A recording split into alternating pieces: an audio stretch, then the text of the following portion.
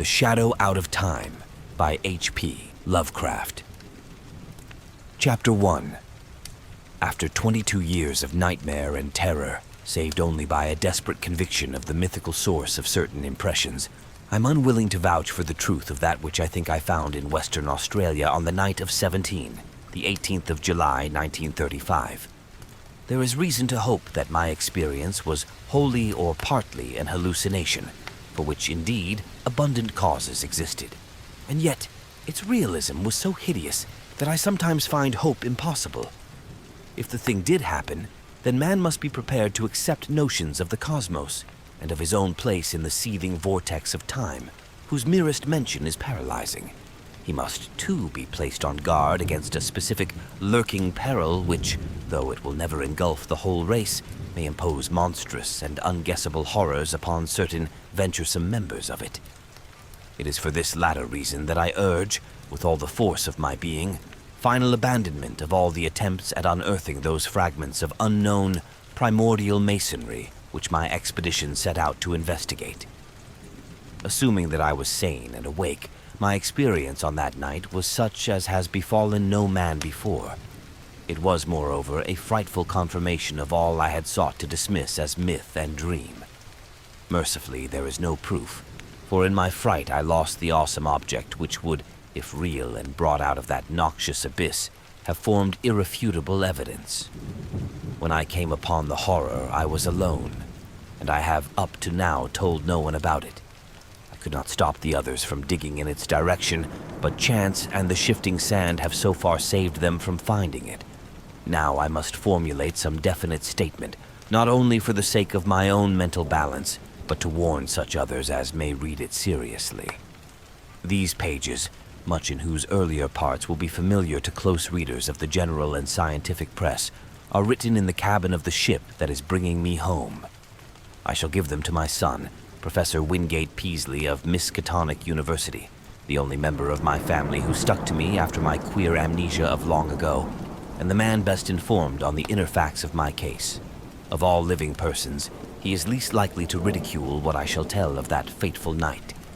I did not enlighten him orally before sailing, because I think he had better have the revelation in written form.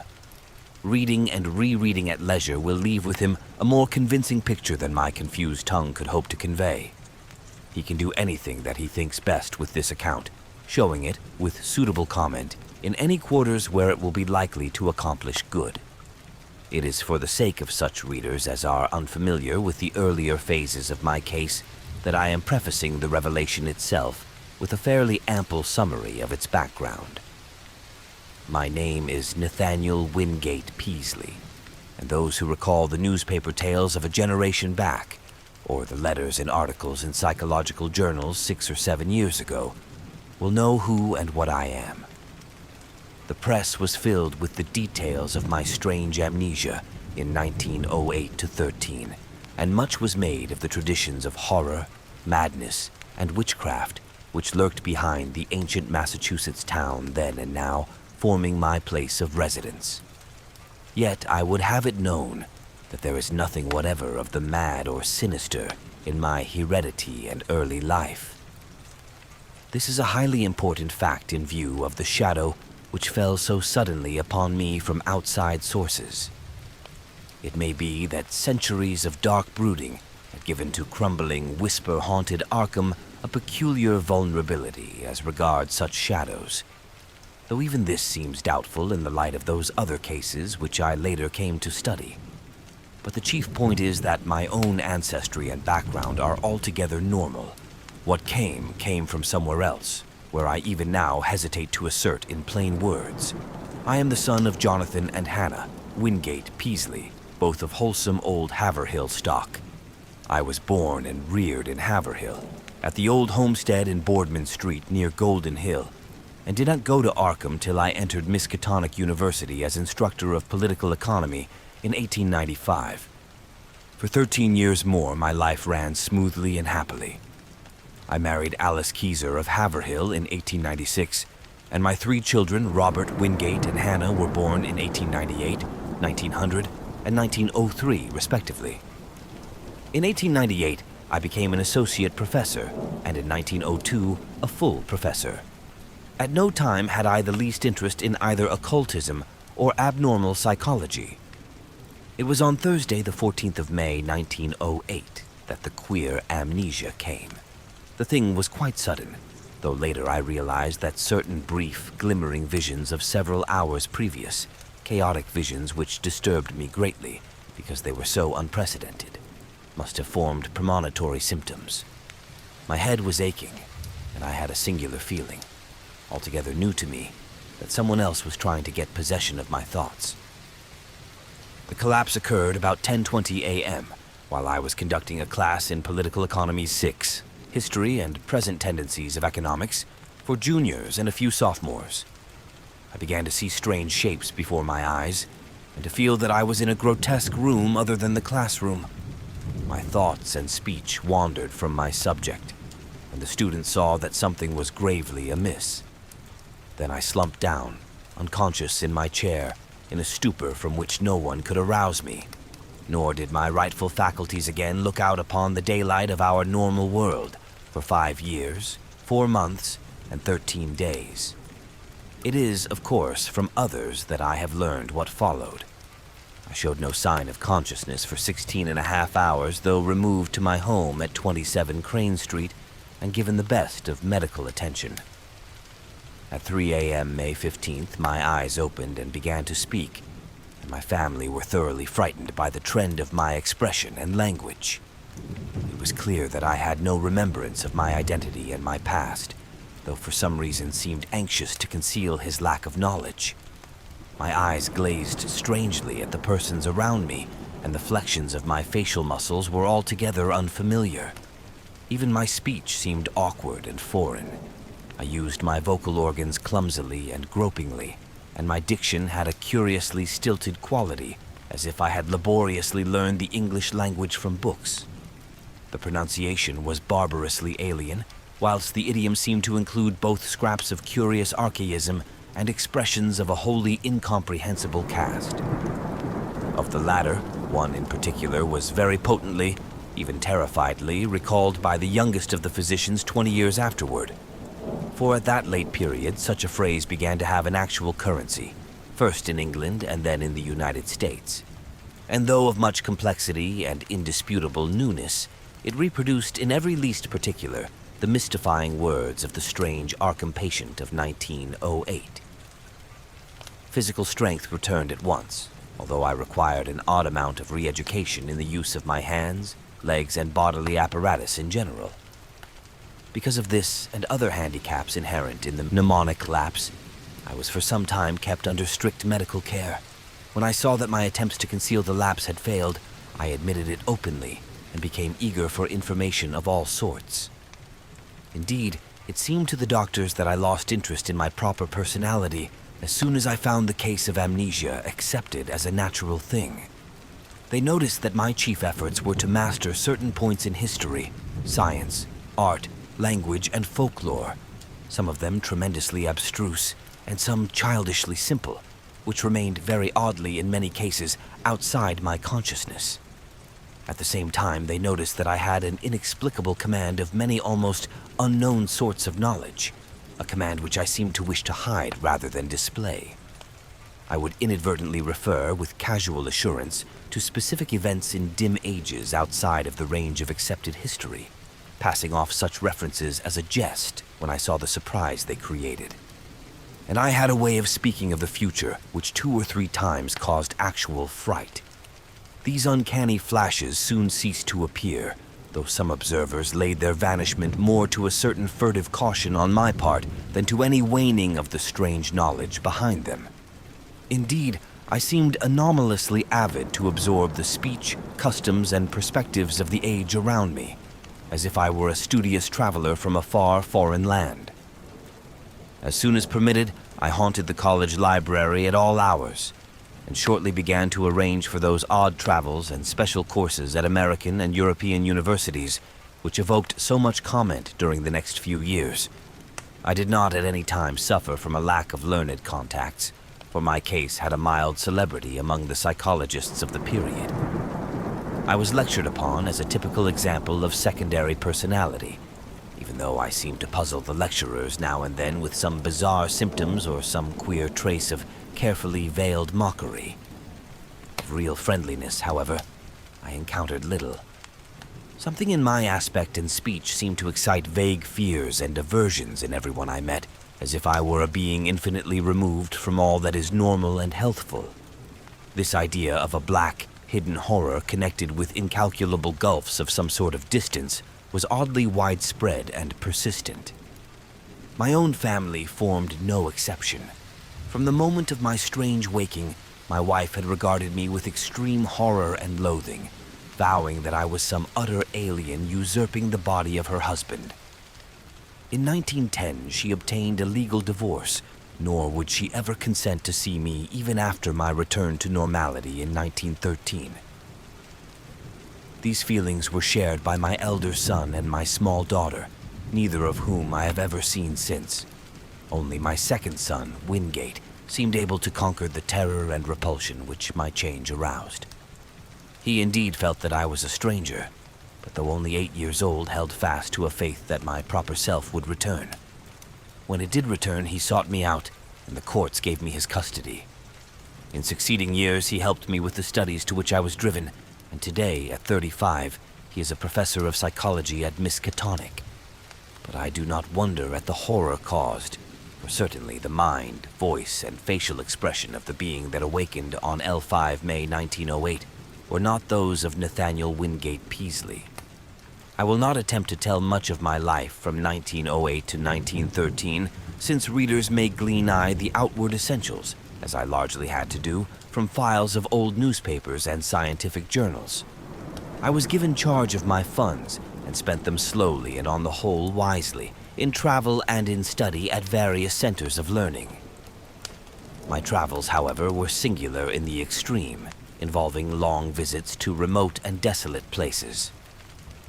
In 1909, I spent a month in the Himalayas, and in 1911 roused much attention through a camel trip into the unknown deserts of Arabia. What happened on those journeys, I have never been able to learn. During the summer of 1912, I chartered a ship and sailed in the Arctic, north of Spitsbergen, afterward showing signs of disappointment. Later in that year, I spent weeks, alone beyond the limits of previous or subsequent exploration in the vast limestone cavern systems of western Virginia, black labyrinth so complex that no retracing of my steps could even be considered. My sojourns at the universities were marked by abnormally rapid assimilation, as if the secondary personality had an intelligence enormously superior to my own. I have found also that my rate of reading and solitary study was phenomenal. I could master every detail of a book merely by glancing over it as fast as I could turn the leaves, while my skill at interpreting complex figures in an instant was veritably awesome. At times, there appeared almost ugly reports of my power to influence the thoughts and acts of others, though I seem to have taken care to minimize displays of this faculty.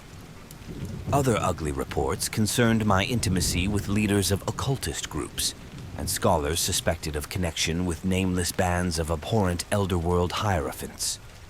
These rumors, though never proved at the time, were doubtless stimulated by the known tenor of some of my reading, for the consultation of rare books at libraries cannot be effected secretly. There is tangible proof, in the form of marginal notes, that I went minutely through such things as the Comte d'Erlet's Culte des Ghouls, Ludwig Prinz de Vermi Mysteries, the von Unaussprechlichen Kulten of von Junst, the surviving fragments of the puzzling Book of Ibon, and the dreaded Necronomicon of the mad Arab Abdul al-Hazred. Then, too, it is undeniable that a fresh and evil wave of underground cult activity set in about the time of my odd mutation. In the summer of 1913, I began to display signs of ennui and flagging interest, and to hint to various associates that a change might soon be expected in me.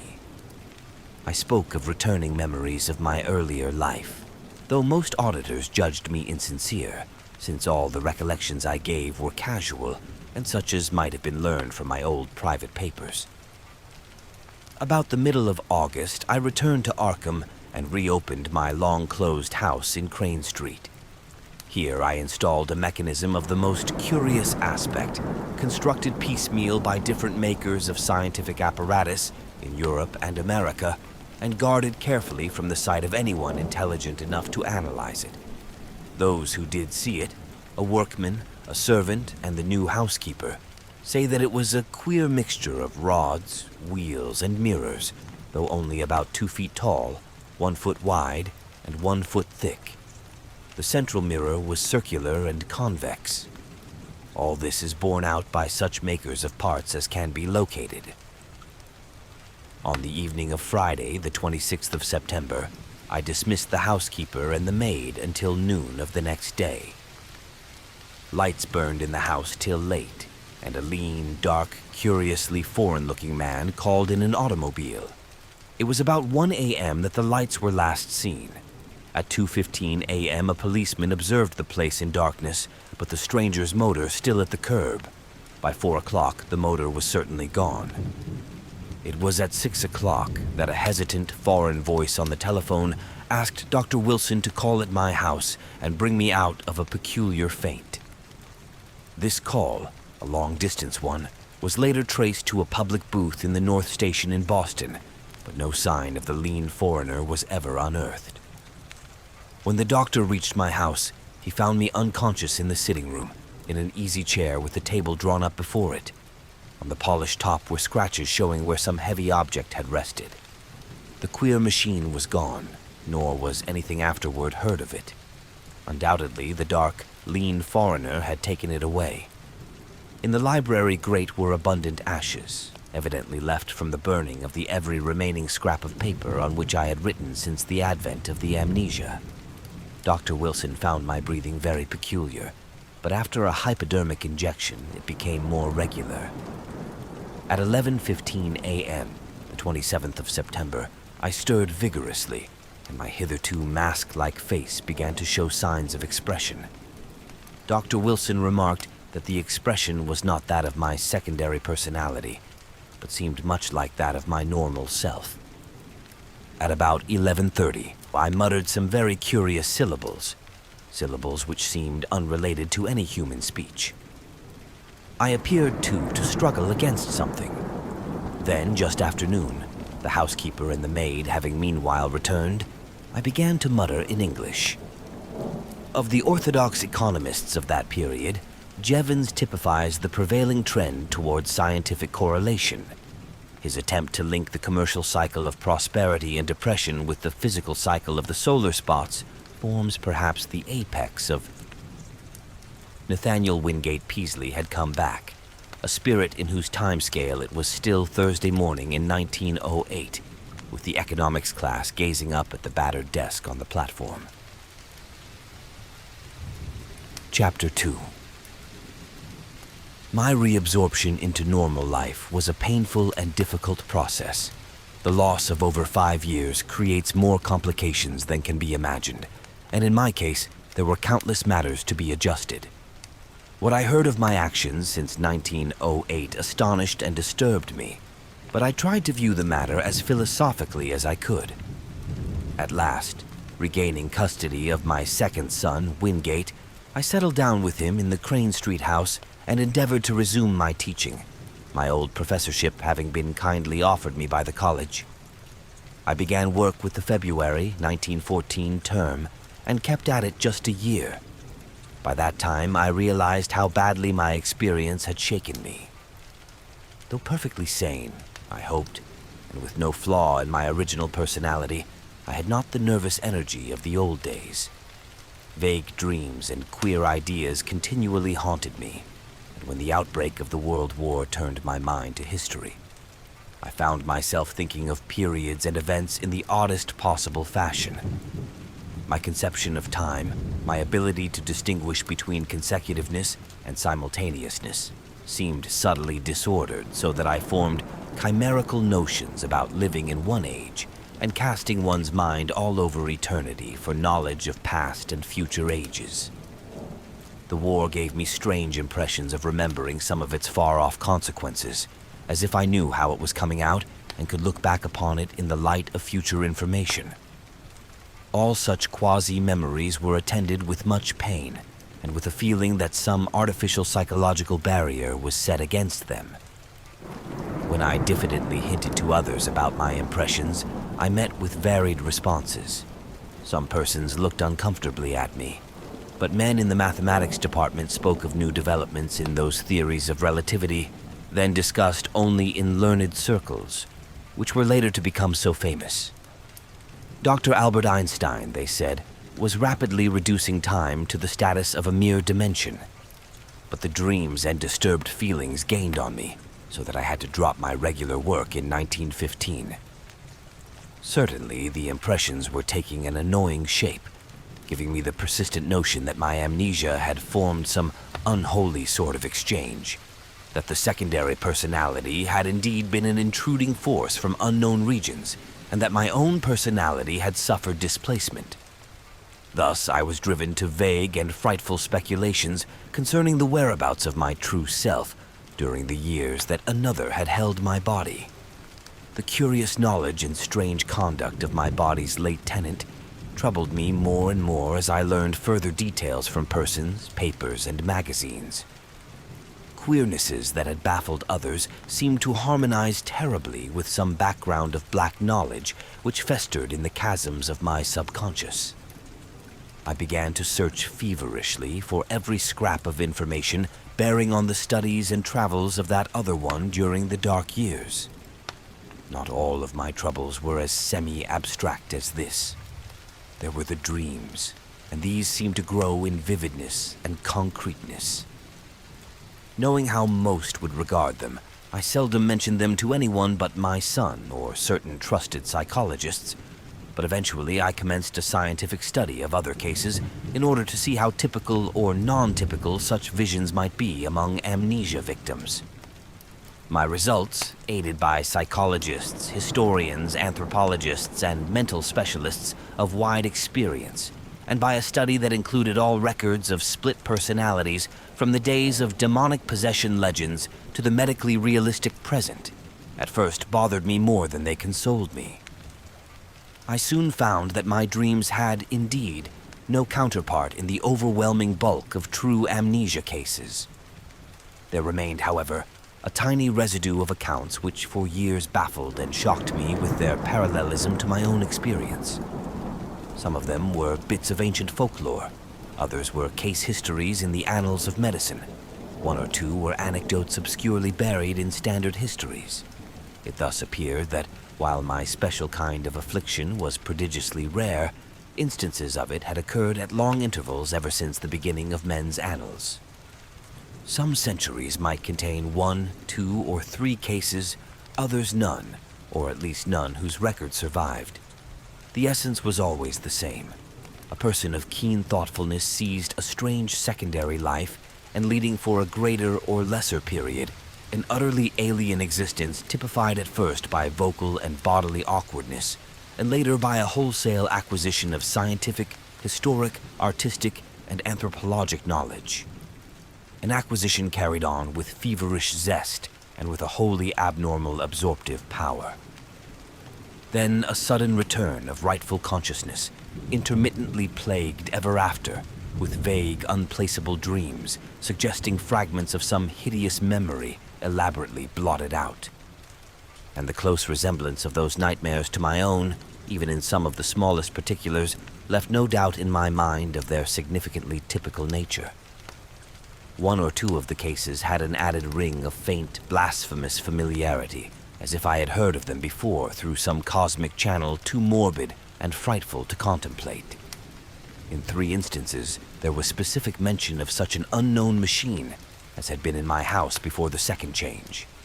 Another thing that worried me during my investigation was the somewhat greater frequency of cases where a brief, elusive glimpse of the typical nightmares was afforded to persons not visited well-defined amnesia. These persons were largely of mediocre mind or less, some so primitive that they could scarcely be thought of as vehicles for abnormal scholarship and preternatural mental acquisitions. For a second, they would be fired with alien force, then a backward lapse, and a thin, swift-fading memory of unhuman horrors. There had been at least 3 such cases during the past half-century, one only 15 years before. Had something been groping blindly through time from some unsuspected abyss in nature? Were these faint cases monstrous, sinister experiments of a kind and authorship utterly beyond sane belief? Such were a few of the formless speculations of my weaker hours, fancies abetted by myths which my studies uncovered. For I could not doubt but that certain persistent legends of immemorial antiquity, apparently unknown to the victims and physicians connected with recent amnesia cases, formed a striking and awesome elaboration of memory lapses such as mine.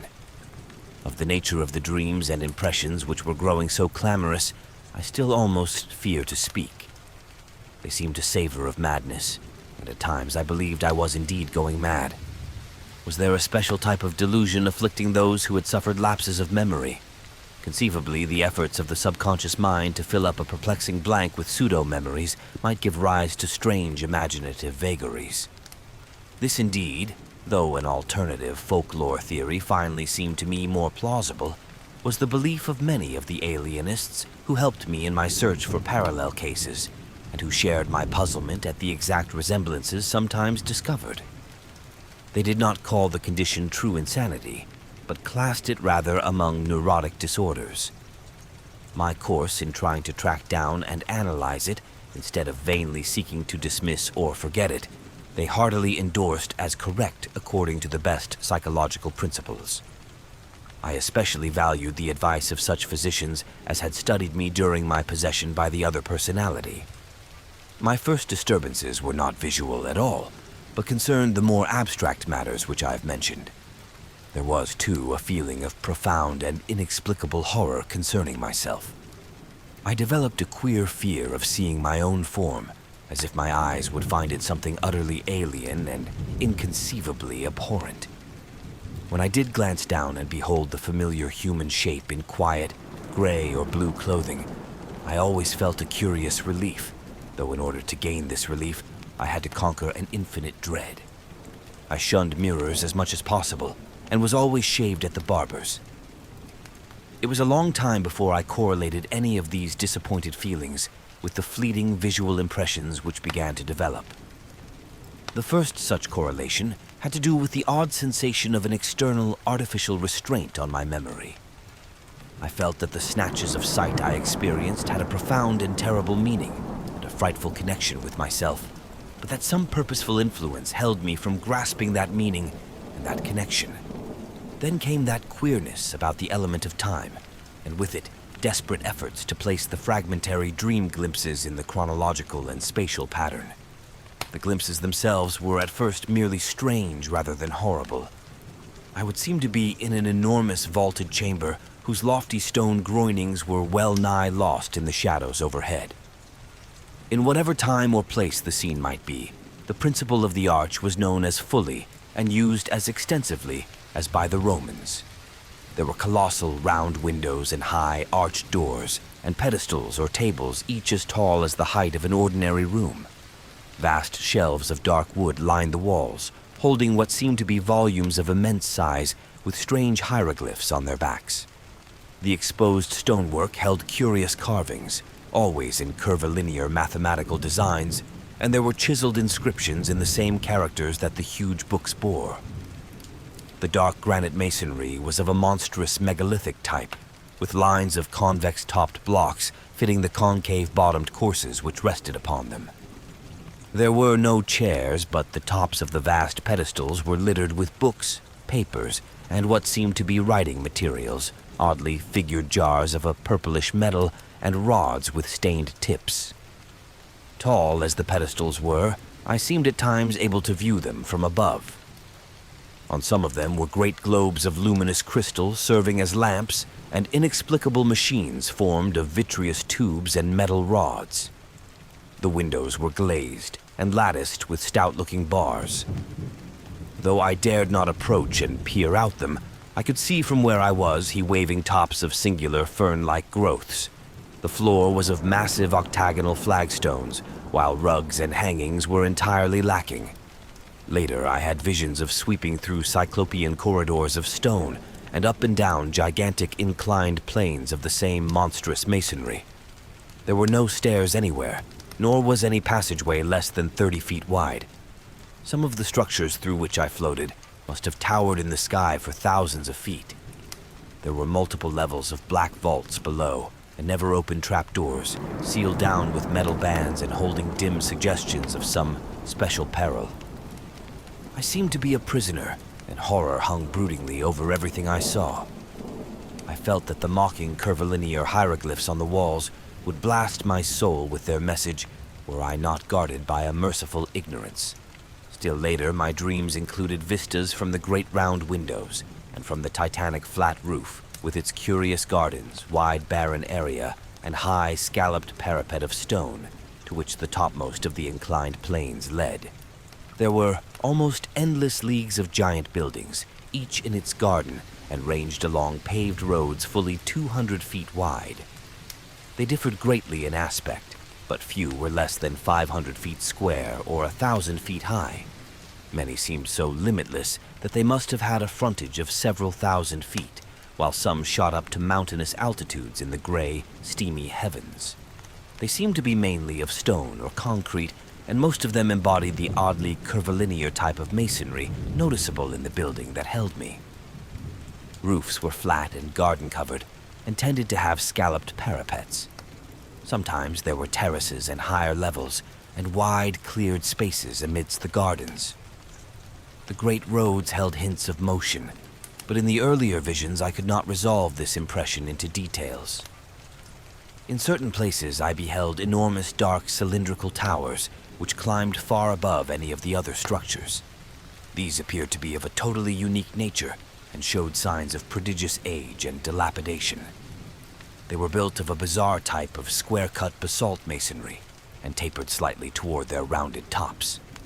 Nowhere in any of them could the least traces of windows or other apertures save huge doors be found. I noticed also some lower buildings, all crumbling with the weathering of eons, which resembled these dark cylindrical towers in basic architecture. Around all these aberrant piles of square-cut masonry, there hovered an inexplicable aura of menace and concentrated fear, like that bred by the sealed trapdoors.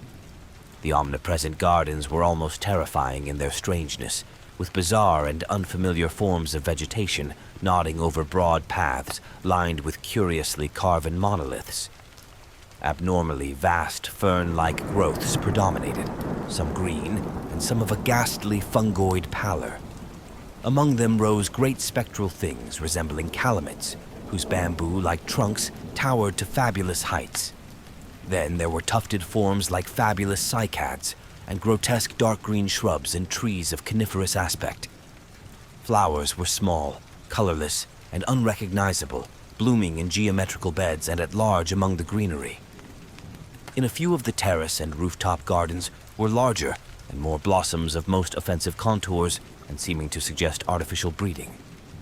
Fungi of inconceivable size, outlines, and colors speckled the scene in patterns bespeaking some unknown but well-established horticultural tradition.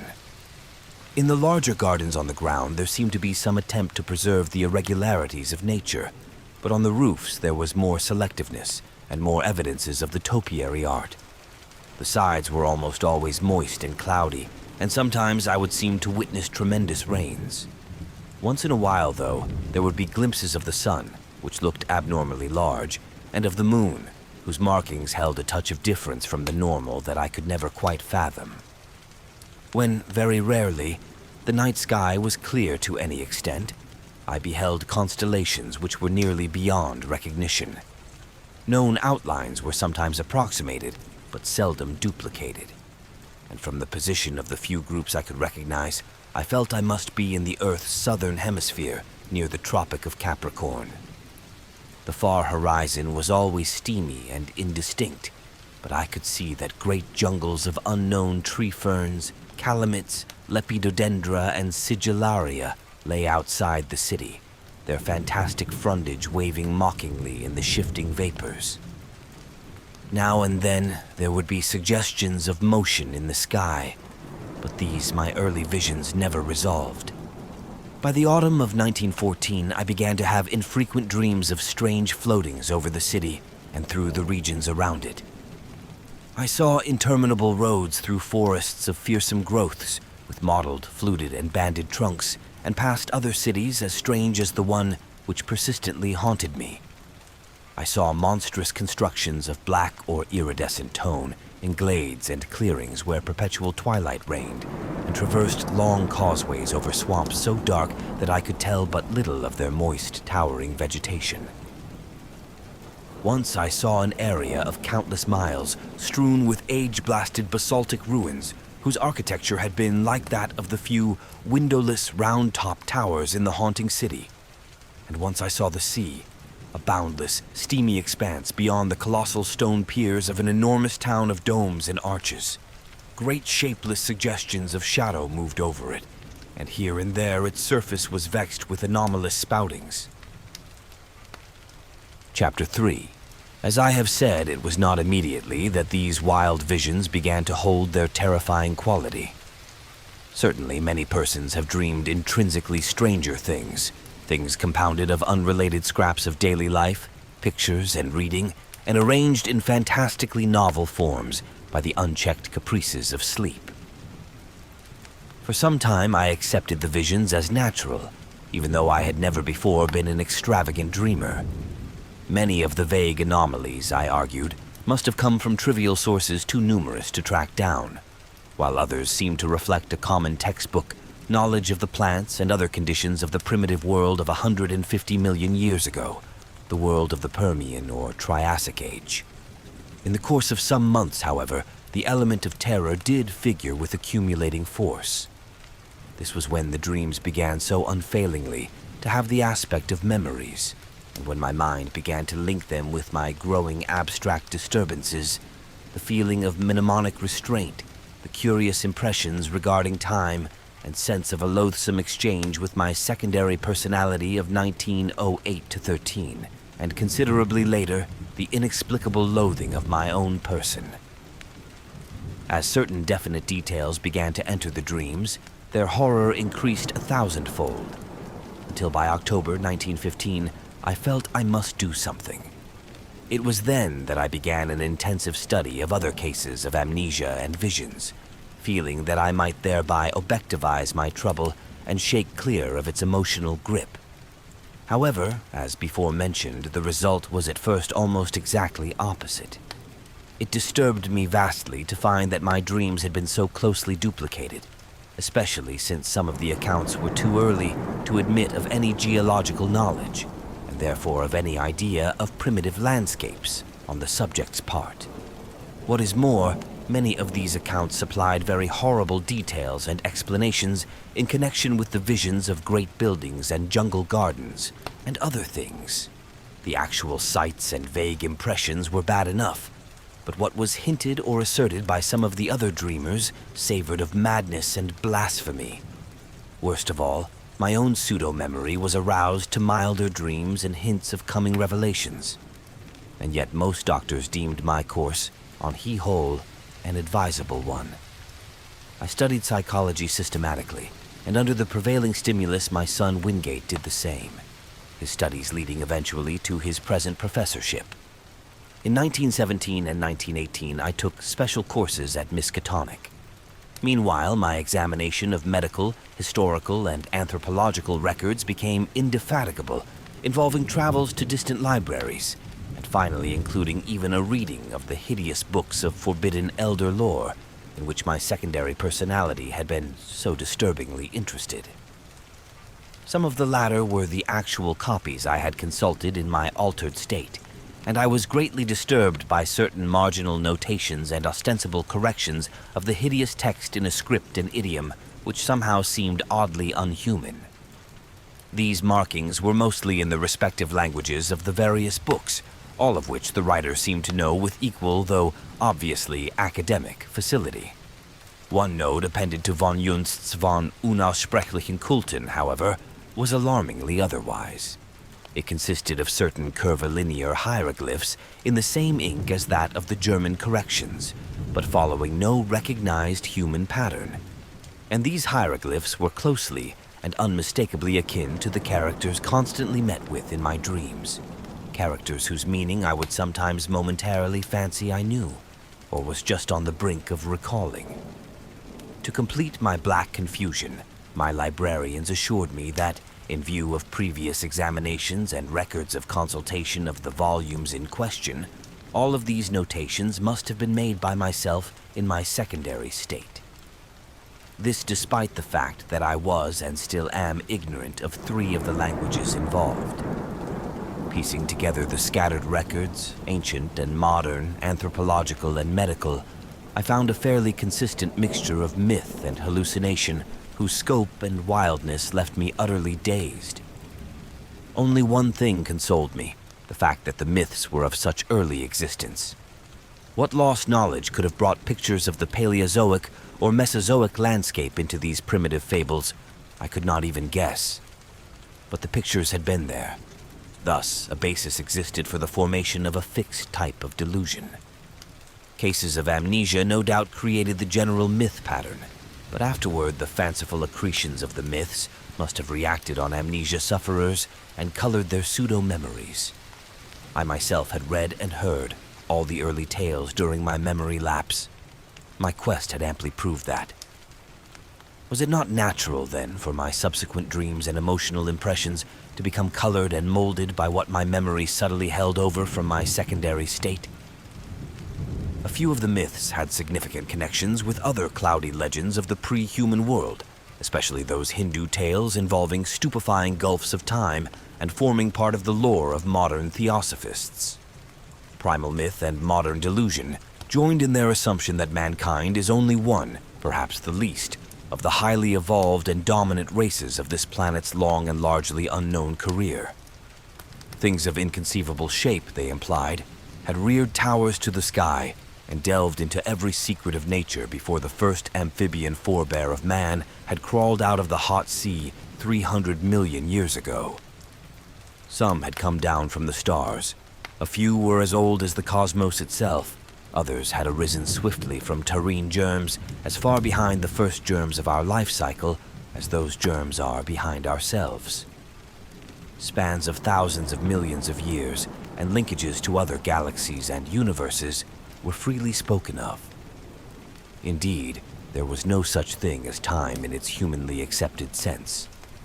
But most of the tales and impressions concerned a relatively late race of a queer and intricate shape, resembling no life form known to science, which had lived till only 50 million years before the advent of man.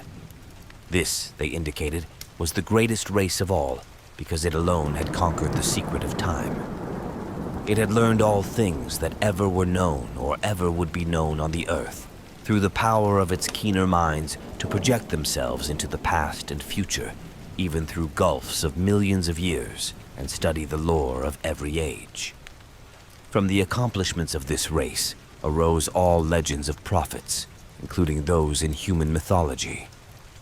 In its vast libraries were volumes of texts and pictures holding the whole of Earth's annals, histories and descriptions of every species that had ever been or that ever would be, with full records of their arts, their achievements, their languages, and their psychologies. With this eon-embracing knowledge, the great race chose from every era and life form such thoughts, arts, and processes as might suit its own nature and situation. Knowledge of the past, secured through a kind of mind-casting outside the recognized senses, was harder to glean than knowledge of the future. In the latter case, the course was easier and more material. With suitable mechanical aid, a mind would project itself forward in time, feeling its dim, extrasensory way till it approached the desired period. Then, after preliminary trials, it would seize on the best discoverable representative of the highest of that period's life forms. It would enter the organism's brain and set up therein its own vibrations, while the displaced mind would strike back to the period of the displacer, remaining in the latter's body till a reverse process was set up. The projected mind, in the body of the organism of the future, would then pose as a member of the race whose outward form it wore, learning as quickly as possible all that could be learned of the chosen age and its massed information and techniques. Meanwhile, the displaced mind, thrown back to the displacer's age and body, would be carefully guarded. It would be kept from harming the body it occupied, and would be drained of all its knowledge by trained questioners. Often, it could be questioned in its own language, when previous quests into the future had brought back records of that language. If the mind came from a body whose language the great race could not physically reproduce, clever machines would be made, on which the alien speech could be played as on a musical instrument. The great race's members were immense rugose cones 10 feet high, and with head and other organs attached to foot-thick, distensible limbs spreading from the apexes. They spoke by the clicking or scraping of huge paws or claws attached to the end of 2 of their 4 limbs, and walked by the expansion and contraction of a viscous layer attached to their vast 10-foot bases. When the captive mind's amazement and resentment had worn off, and when, assuming that it came from a body vastly different from the great race's, it had lost its horror at its unfamiliar temporary form, it was permitted to study its new environment and experience a wonder and wisdom approximating that of its displacer. With suitable precautions and in exchange for suitable services, it was allowed to rove all over the habitable world in Titan airships or on the huge boat-like atomic-engined vehicles which traversed the great roads, and to delve freely into the libraries containing the records of the planet's past and future. This reconciled many captive minds to their lot, since none were other than keen, and to such minds the unveiling of hidden mysteries of earth-closed chapters of inconceivable pasts and dizzying vortices of future time, which include the years ahead of their own natural ages forms, always, despite the abysmal horrors often unveiled, the supreme experience of life. Now and then certain captives were permitted to meet other captive minds seized from the future, to exchange thoughts with consciousnesses living 100 or 1,000 or 1,000,000 years before or after their own ages. And all were urged to write copiously in their own languages of themselves and their respective periods, such documents to be filed in the great central archives. It may be added that there was one special type of captive whose privileges were far greater than those of the majority. These were the dying permanent exiles, whose bodies in the future had been seized by keen-minded members of the great race who, faced with death, sought to escape mental extinction. Such melancholy exiles were not as common as might be expected, since the longevity of the great race lessened its love of life, especially among those superior minds capable of projection. From cases of the permanent projection of elder minds arose many of those lasting changes of personality noticed in later history, including mankind's. As for the ordinary cases of exploration, when the displacing mind had learned what it wished in the future, it would build an apparatus like that which had started its flight and reverse the process of projection. Once more, it would be in its own body in its own age, while the lately captive mind would return to that body of the future to which it properly belonged. Only when one or the other of the bodies had died during the exchange was this restoration impossible. In such cases, of course, the exploring mind had, like those of the death escapers, to live out an alien-bodied life in the future, or else the captive mind, like the dying permanent exiles, had to end its days in the form and past age of the great race. This fate was least horrible when the captive mind was also of the great race, a not infrequent occurrence, since in all its periods that race was intensely concerned with its own future. The number of dying permanent exiles of the great race was very slight, largely because of the tremendous penalties attached to displacements of future great race minds by the moribund. Through projection, arrangements were made to inflict these penalties on the offending minds in their new future bodies, and sometimes forced re-exchanges were effected. Complex cases of the displacement of exploring or already captive minds by minds in various regions of the past had been known and carefully certified. In every age since the discovery of mind projection, a minute but well-recognized element of the population consisted of great race minds from past ages, sojourning for a longer or shorter while. When a captive mind of alien origin was returned to its own body in the future, it was purged by an intricate mechanical hypnosis of all it had learned in the Great Race's age. This because of certain troublesome consequences inherent in the general carrying forward of knowledge in large quantities. The few existing instances of clear transmission had caused, and would cause at known future times, great disasters. And it was largely in consequence of 2 cases of this kind, said the old myths, that mankind had learned what it had concerning the Great Race. Of all things surviving physically and directly from that eon-distant world, there remained only certain ruins of great stones in far places and under the sea, and parts of the text of the frightful Narcotic manuscripts. Thus, the returning mind reached its own age with only the faintest and most fragmentary visions of what it had undergone since its seizure. All memories that could be eradicated were eradicated, so that in most cases only a dream-shadowed blank stretched back to the time of the first exchange. Some minds recalled more than others, and the chance joining of memories had at rare times brought hints of the forbidden past to future ages. There probably never was a time when groups or cults did not secretly cherish certain of these hints. In the Necronomicon, the presence of such a cult among human beings was suggested, a cult that sometimes gave aid to minds voyaging down the eons from the days of the Great Race. And meanwhile, the Great Race itself waxed well nigh omniscient, and turned to the task of setting up exchanges with the minds of other planets and of exploring their pasts and futures. It sought likewise to fathom the past years and origin of that black, eon-dead orb in far space whence its own mental heritage had come, for the mind of the Great Race was older than its bodily form. The beings of a dying elder world, wise with the ultimate secrets, had looked ahead for a new world and species wherein they might have long life, and had sent their minds en masse into that future race best adapted to house them, the cone-shaped beings that peopled our Earth 1 billion years ago. Thus the Great Race came to be, while the myriad minds sent backward were left to die in the horror of strange shapes. Later the race would again face death, yet would live through another forward migration of its best minds into the bodies of others who had a longer physical span ahead of them. Such was the background of intertwined legend and hallucination. When, around 1920, I had my researches in coherent shape, I felt a slight lessening of the tension which their earlier stages had increased. After all, and in spite of the fancies prompted by blind emotions, were not most of my phenomena readily explainable. Any chance might have turned my mind to dark studies during the amnesia, and then I read the forbidden legends and met the members of ancient and ill-regarded cults. That plainly supplied the material for the dreams and disturbed feelings which came after the return of memory.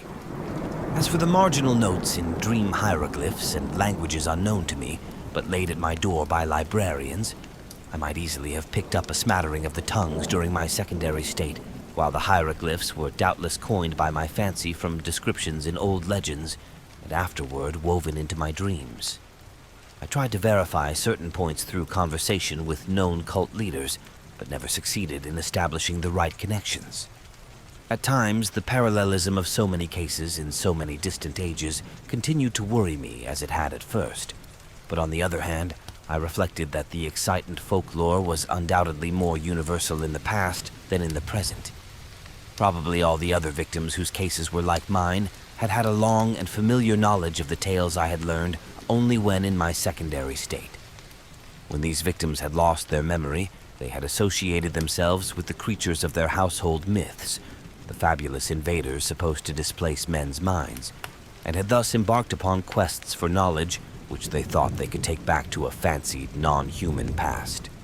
Then, when their memory returned, they reversed the associative process and thought of themselves as the former captive minds instead of as the displacers.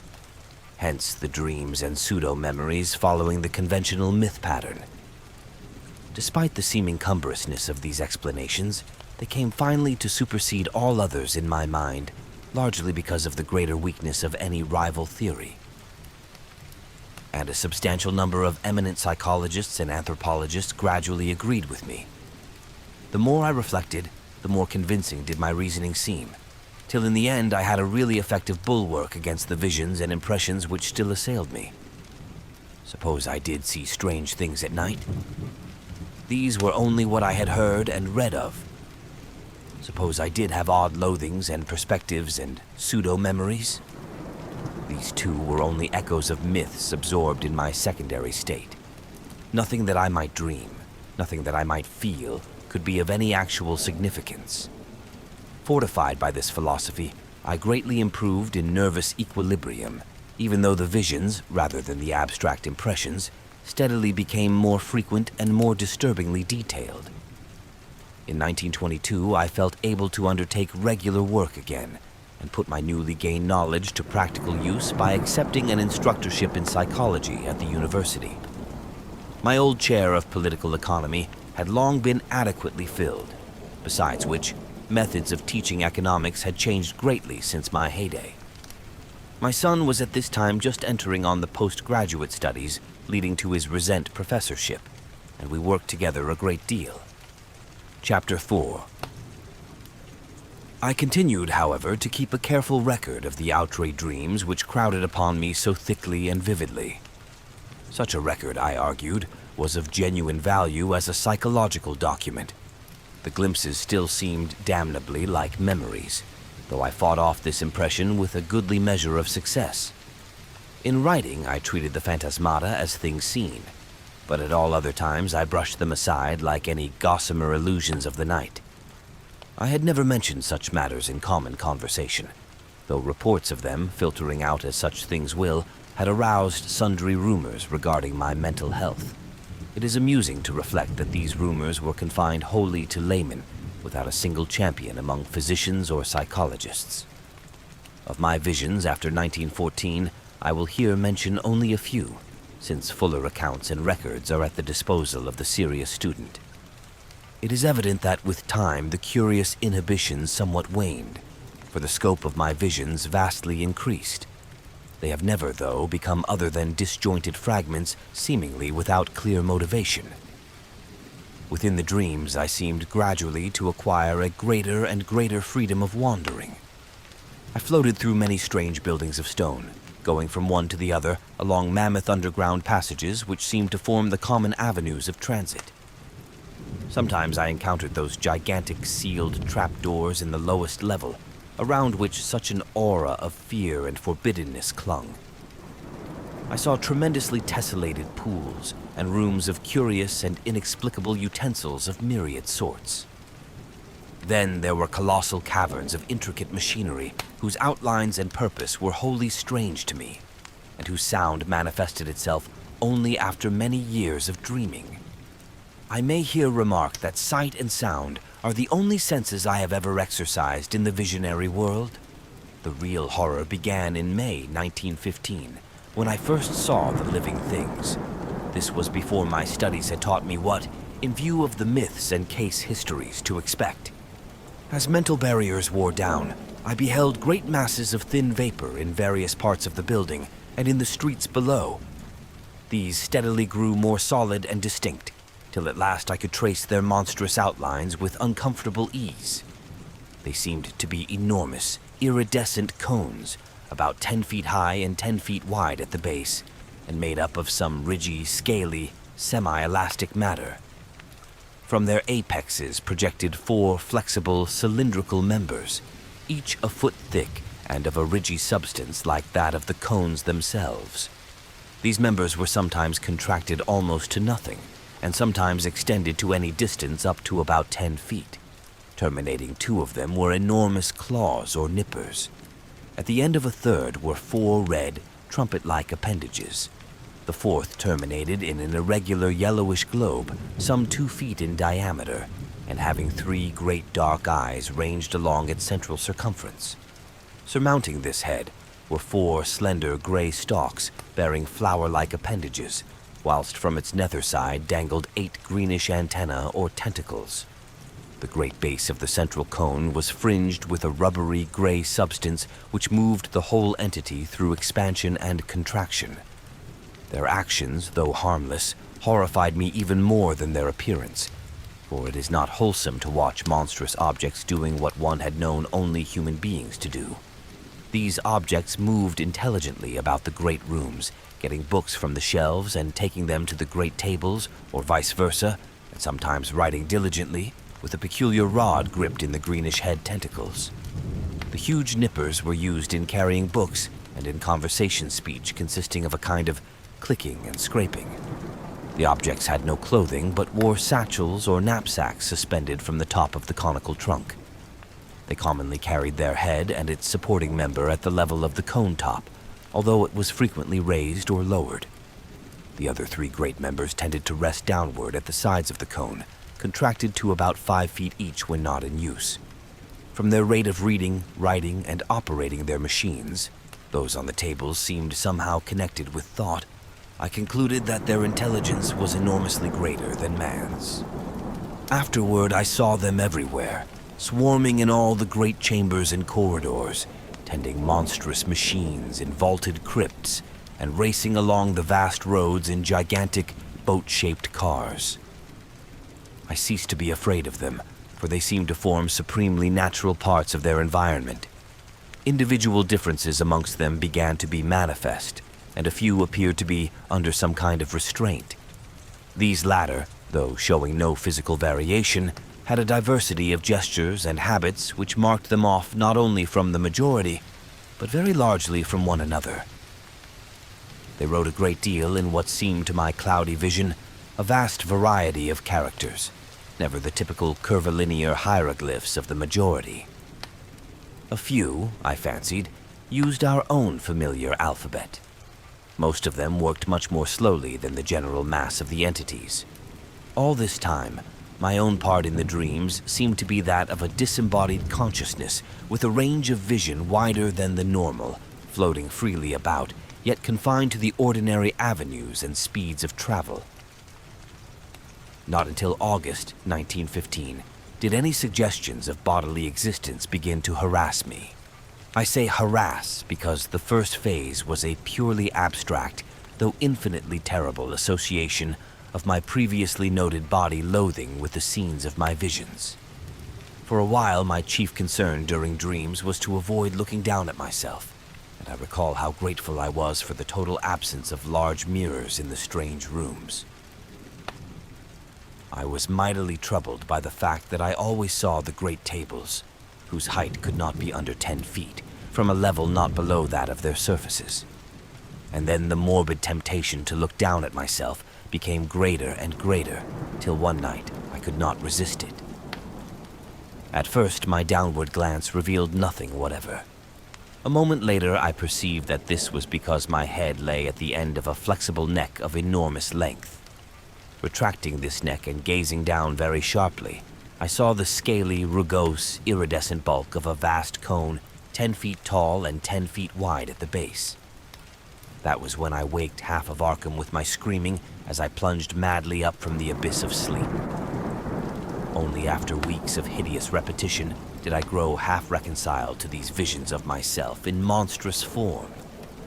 In the dreams, I now moved bodily among the other unknown entities, reading terrible books from the endless shelves and writing for hours at the great tables with a stylus managed by the green tentacles that hung down from my head. Snatches of what I read and wrote would linger in my memory.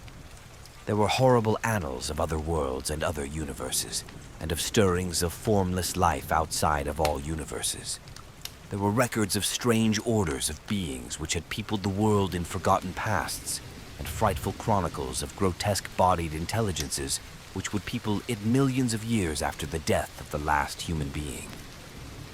I learned of chapters in human history whose existence no scholar of today has ever suspected.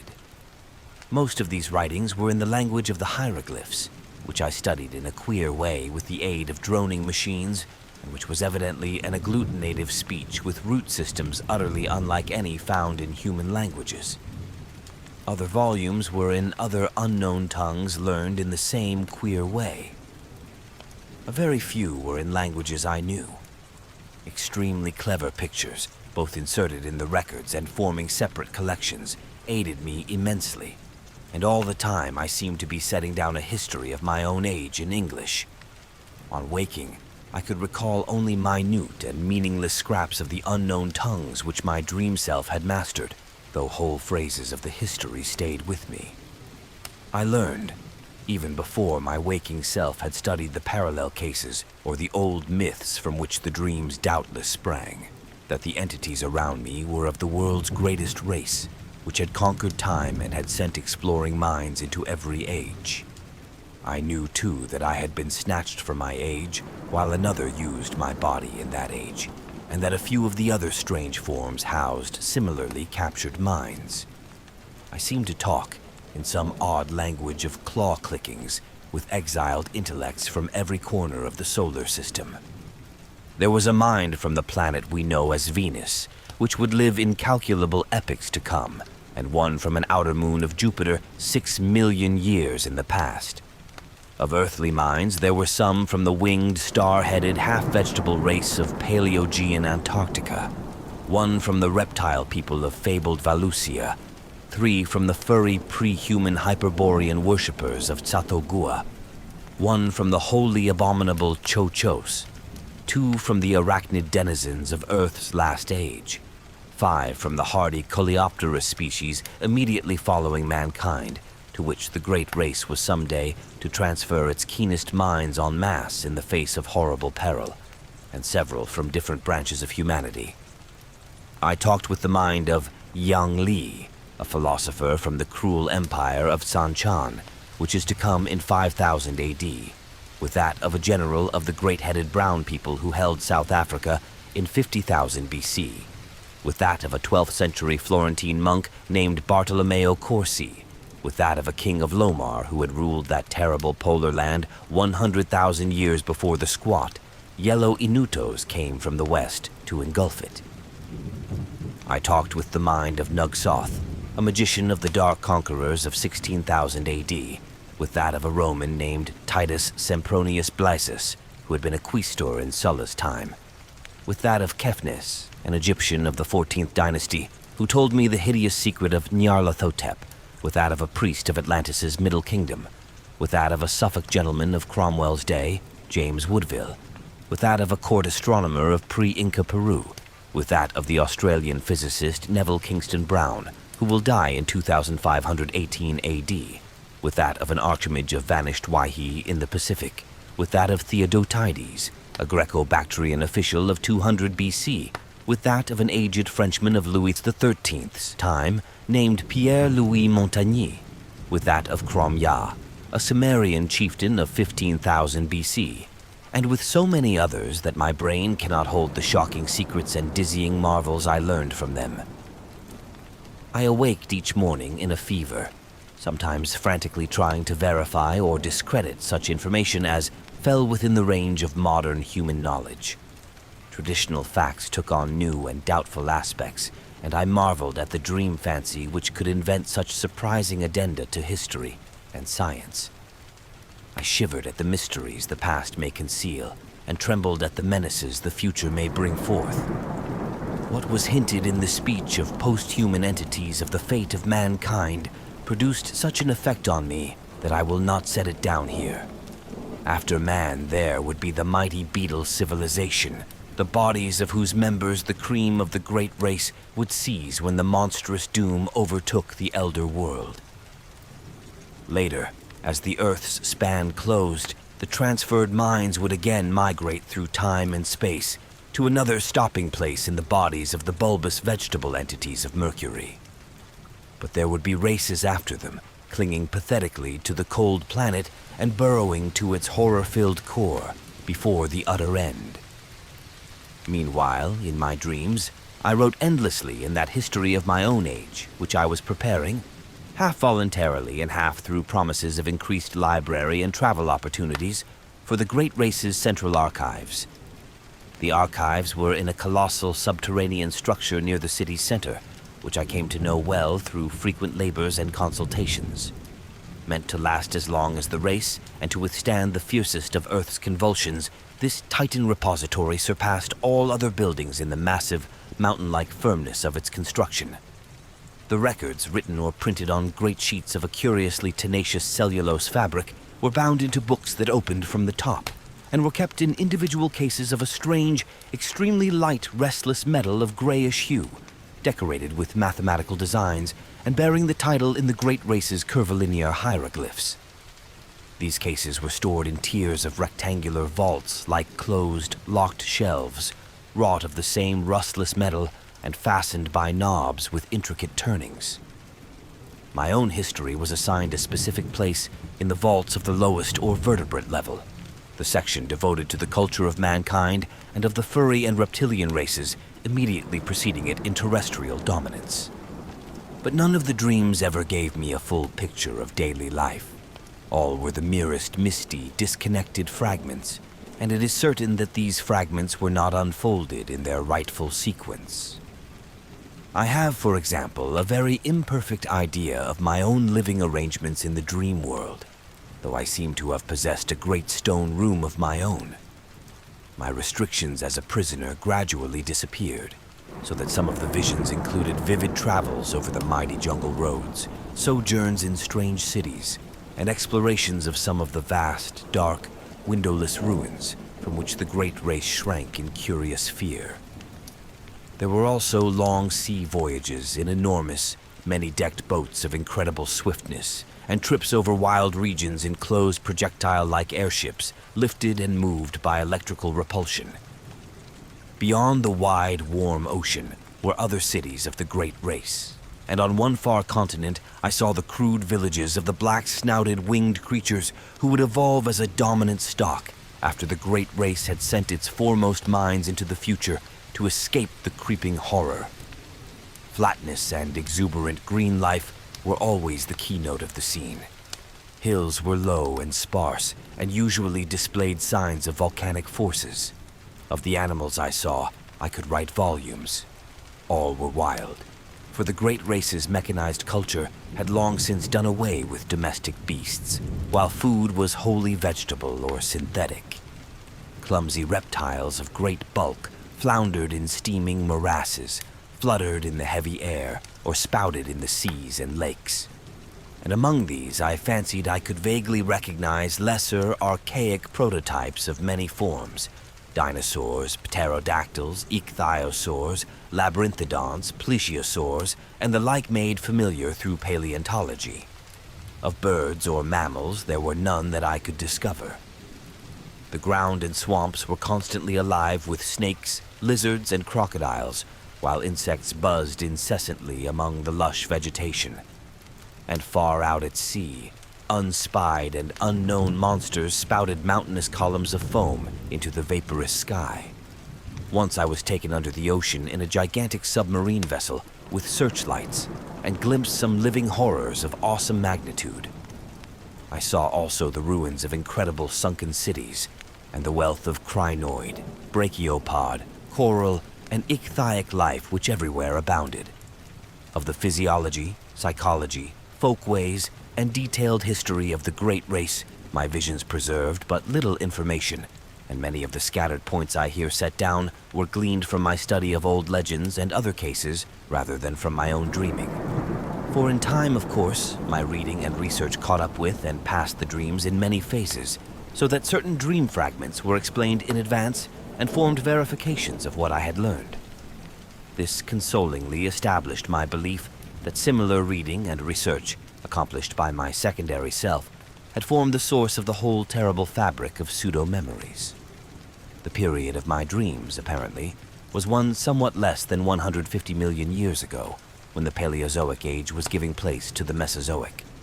The bodies occupied by the great race represented no surviving or even scientifically known line of terrestrial evolution, but were of a peculiar, closely homogeneous and highly specialized organic type, inclining as much as to the vegetable as to the animal state. Cell action was of an unique sort, almost precluding fatigue and wholly eliminating the need of sleep. Nourishment, assimilated through the red trumpet-like appendages on one of the great flexible limbs, was always semi-fluid, and in many aspects wholly unlike the food of existing animals. The beings had but two of the senses which we sepulchre, sight and hearing, the latter accomplished through the flower-like appendages on the gray stalks above their heads. of other and incomprehensible senses, not, however, well utilizable by alien captive minds inhabiting their bodies, they possessed many. Their 3 eyes were so situated as to give them a range of vision wider than the normal. Their blood was a sort of deep greenish ichor of great thickness. They had no sex, but reproduced through seeds or spores, which clustered on their bases and could be developed only under water. Great shallow tanks were used for the growth of their young, which were, however, reared only in small numbers on account of the longevity of individuals, 4,000 or 5,000 years being the common lifespan. Markedly defective individuals were quickly disposed of as soon as their defects were noticed. Disease and the approach of death were, in the absence of a sense of touch or of physical pain, recognized by purely visual symptoms. The dead were incinerated with dignified ceremonies. Once in a while, as before mentioned, a keen mind would escape death by forward projection in time, but such cases were not numerous. When one did occur, the exiled mind from the future was treated with the utmost kindness till the dissolution of its unfamiliar tenement. The great race seemed to form a single loosely knit nation or league, with major institutions in common, though there were 4 definite divisions.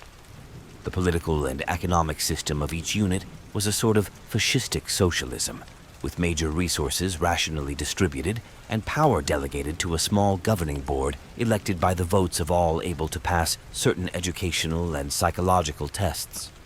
Family organization was not overstressed, though ties among persons of common descent were recognized and the young were generally reared by their parents. Resemblances to human attitudes and institutions were, of course, most marked in those fields, where on the one hand highly abstract elements were concerned, or where on the other hand there was a dominance of the basic, unspecialized urges common to all organic life.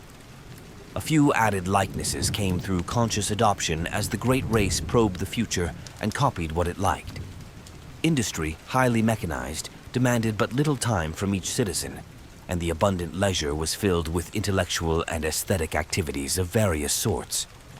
The sciences were carried to an unbelievable height of development, and art was a vital part of life, though at the period of my dreams it had passed its crest and meridian. Technology was enormously stimulated through the constant struggle to survive and to keep in existence the physical fabric of great cities imposed by the prodigious geologic upheavals of those primal days. Crime was surprisingly scant and was dealt with through highly efficient policing. Punishments ranged from privilege deprivation and imprisonment to death or major emotion wrenching, and were never administered without a careful study of the criminal's motivations.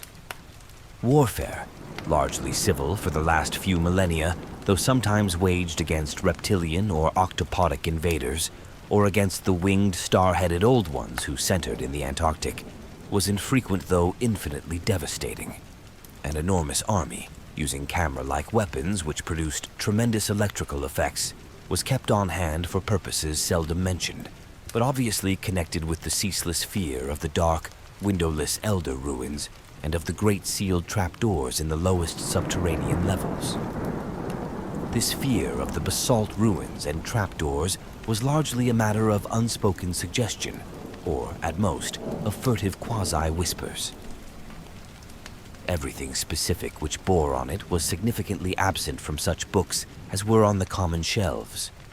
It was the one subject lying altogether under a taboo among the great race, and seemed to be connected alike with horrible bygone struggles, and with that future peril which would someday force the race to send its keener minds ahead en masse in time.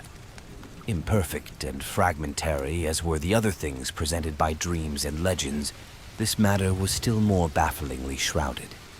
The vague old myths avoided it, or perhaps all allusions had for some reason been excised. And in the dreams of myself and others, the hints were peculiarly few. Members of the great race never intentionally referred to the matter, and what could be gleaned came only from some of the more sharply observant captive minds. According to these scraps of information, the basis of the fear was a horrible elder race of half-polypus, utterly alien entities which had come through space from immeasurably distant universes and had dominated the Earth and 3 other solar planets about 600 million years ago. They were only partly material, as we understand matter, and their type of consciousness and media of perception differed widely from those of terrestrial organisms. For example, their senses did not include that of sight, their mental world being a strange, non-visual pattern of impressions. They were, however, sufficiently material to use implements of normal matter when in cosmic areas containing it, and they required housing, albeit of a peculiar kind. Though their senses could penetrate all material barriers, their substance could not, and certain forms of electrical energy could wholly destroy them. They had the power of aerial motion, despite the absence of wings or any other visible means of levitation. Their minds were of such texture that no exchange with them could be effected by the great race. When these things had come to the Earth, they had built mighty basalt cities of windowless towers, and had preyed horribly upon the beings they found.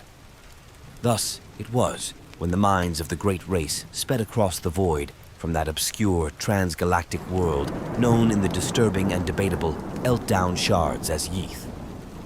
The newcomers, with the instruments they created, had found it easy to subdue the predatory entities and drive them down to those caverns of inner Earth which they had already joined to their abodes and begun to inhabit. Then they had sealed the entrances and left them to their fate, afterward occupying most of their great cities and preserving certain important buildings for reasons connected more with superstition than with indifference, boldness, or scientific and historical zeal. But as the eons passed, there came vague, evil signs that the elder things were growing strong and numerous in the inner world. There were sporadic eruptions of a particularly hideous character in certain small and remote cities of the great race, and in some of the deserted elder cities which the great race had not peopled, places where the paths to the gulfs below had not been properly sealed or guarded.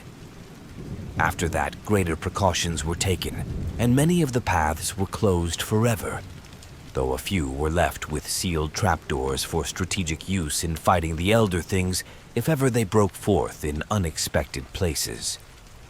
The eruptions of the elder things must have been shocking beyond all description, since they had permanently colored the psychology of the great race.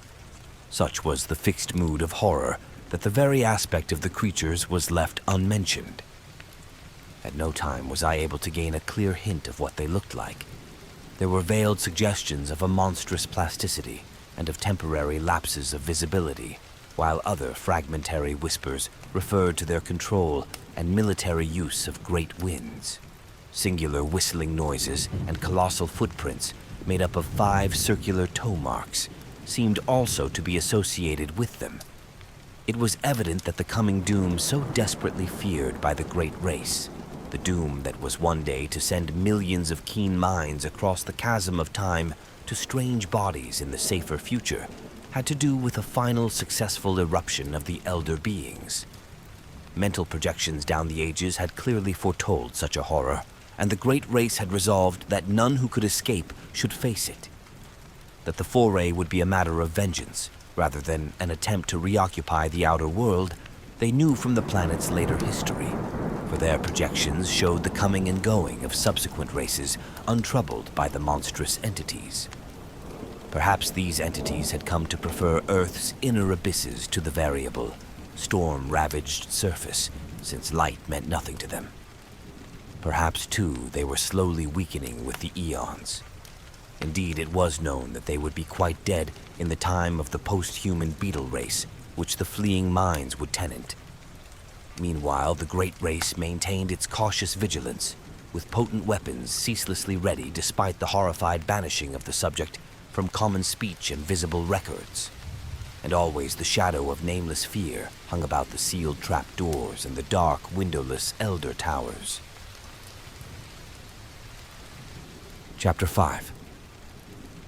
That is the world of which my dreams brought me dim, scattered echoes every night. I cannot hope to give any true idea of the horror and dread contained in such echoes, for it was upon a wholly intangible quality, the sharp sense of pseudo-memory, that such feelings mainly depended. As I have said, my studies gradually gave me a defense against these feelings in the form of rational psychological explanations, and this saving influence was augmented by the subtle touch of accustomedness which comes with the passage of time. Yet in spite of everything, the vague, creeping terror would return momentarily now and then. It did not, however, engulf me as it had before, and after 1922 I lived a very normal life of work and recreation. In the course of years I began to feel that my experience, together with the kindred cases and the related folklore, ought to be definitely summarized and published for the benefit of serious students. Hence, I prepared a series of articles briefly covering the whole ground and illustrated with crude sketches of some of the shapes, scenes, decorative motifs, and hieroglyphs remembered from the dreams. These appeared at various times during 1928 and 1929 in the Journal of the American Psychological Society, but did not attract much attention. Meanwhile, I continued to record my dreams with the minutest care, even though the growing stack of reports attained troublesomely vast proportions.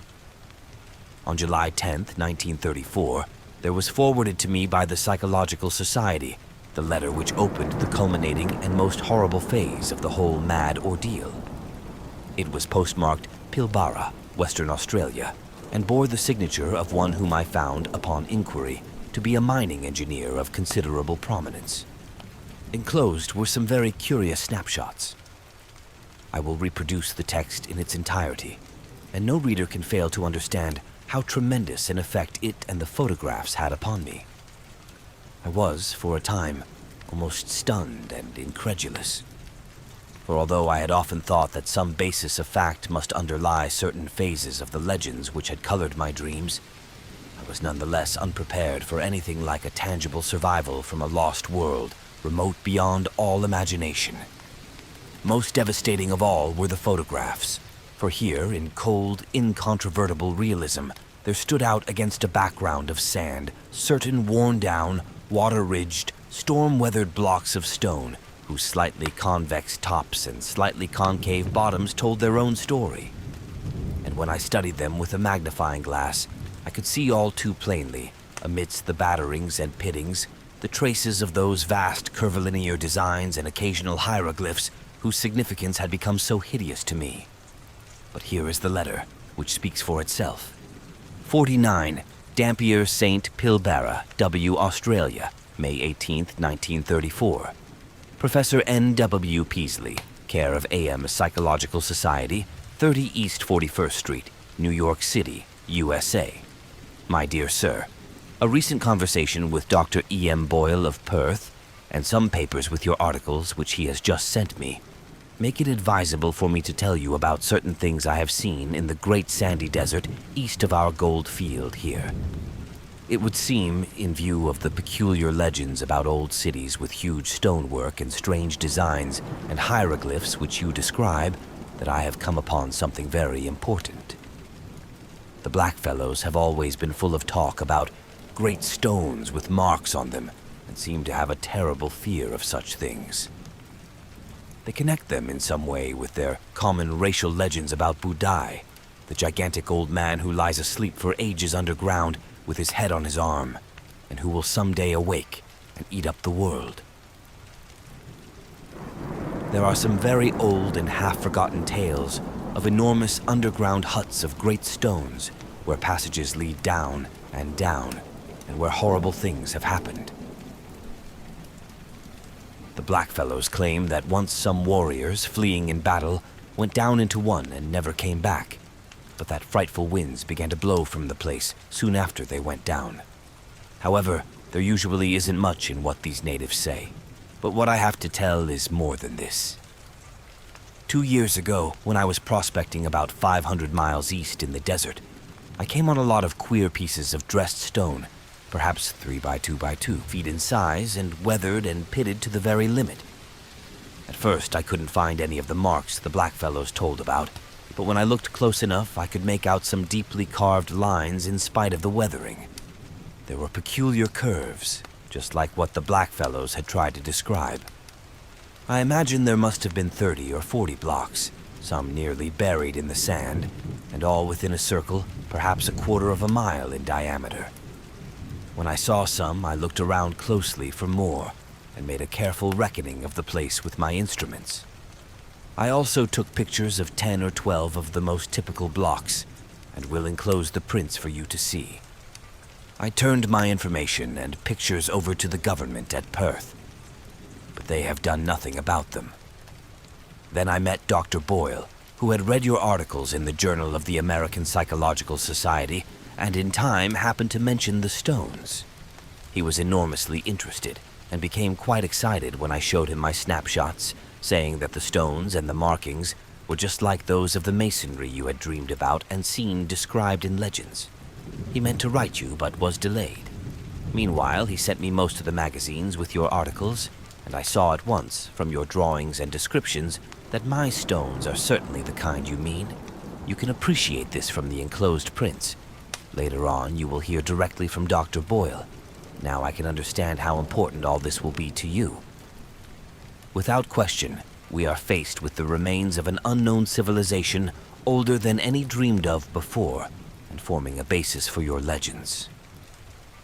As a mining engineer, I have some knowledge of geology, and can tell you that these blocks are so ancient they frighten me. They are mostly sandstone and granite, though one is almost certainly made of a queer sort of cement or concrete.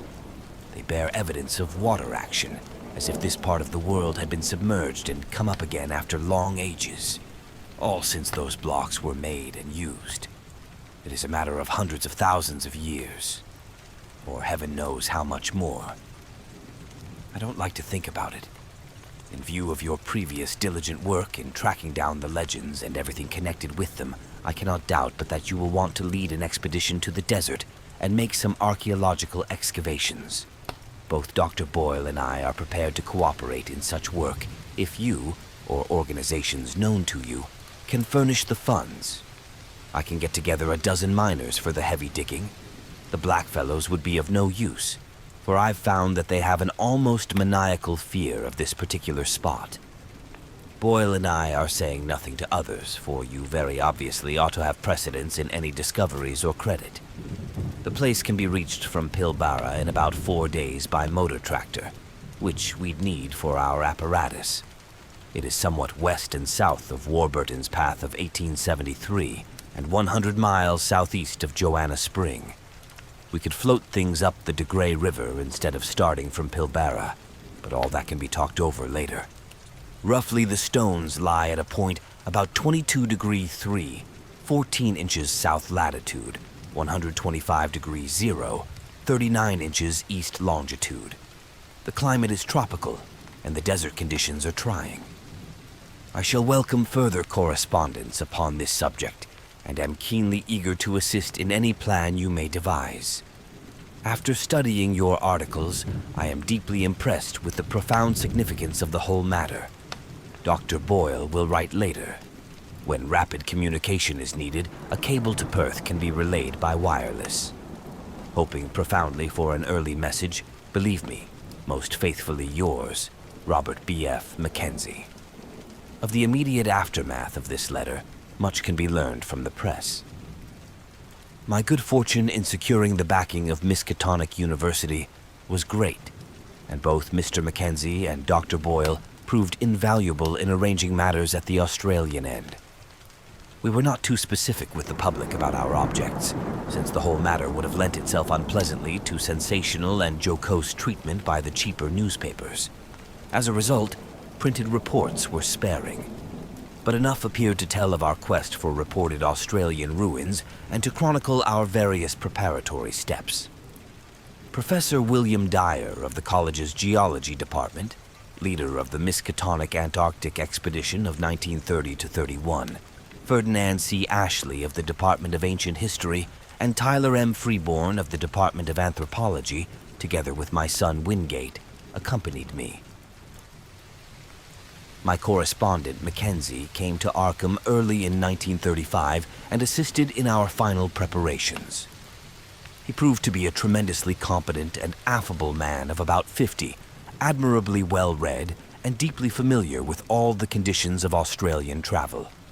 He had tractors waiting at Pilbara, and we chartered a tramp steamer sufficiently small to get up the river to that point. We were prepared to excavate in the most careful and scientific fashion, sifting every particle of sand and disturbing nothing which might seem to be in or near its original situation.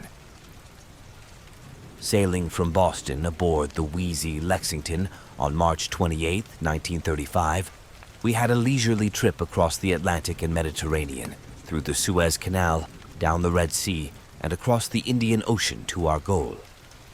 I need not tell how the sight of the low, sandy West Australian coast depressed me, and how I detested the crude mining town and dreary goldfields where the tractors were given their last loads. Dr. Boyle, who met us, proved to be elderly, pleasant, and intelligent, and his knowledge of psychology led him into many long discussions with my son and me. Discomfort and expectancy were oddly mingled in most of us when at length our party of 18 rattled forth over the arid leagues of sand and rock. On Friday, May 31st, we forded a branch of the De Grey and entered the realm of utter desolation. A certain positive terror grew on me as we advanced to this actual site of the elder world behind the legends. A terror, of course, abetted by the fact that my disturbing dreams and pseudo-memories still beset me with unabated force. It was on Monday, June 3rd, that we saw the first of the half-buried blocks.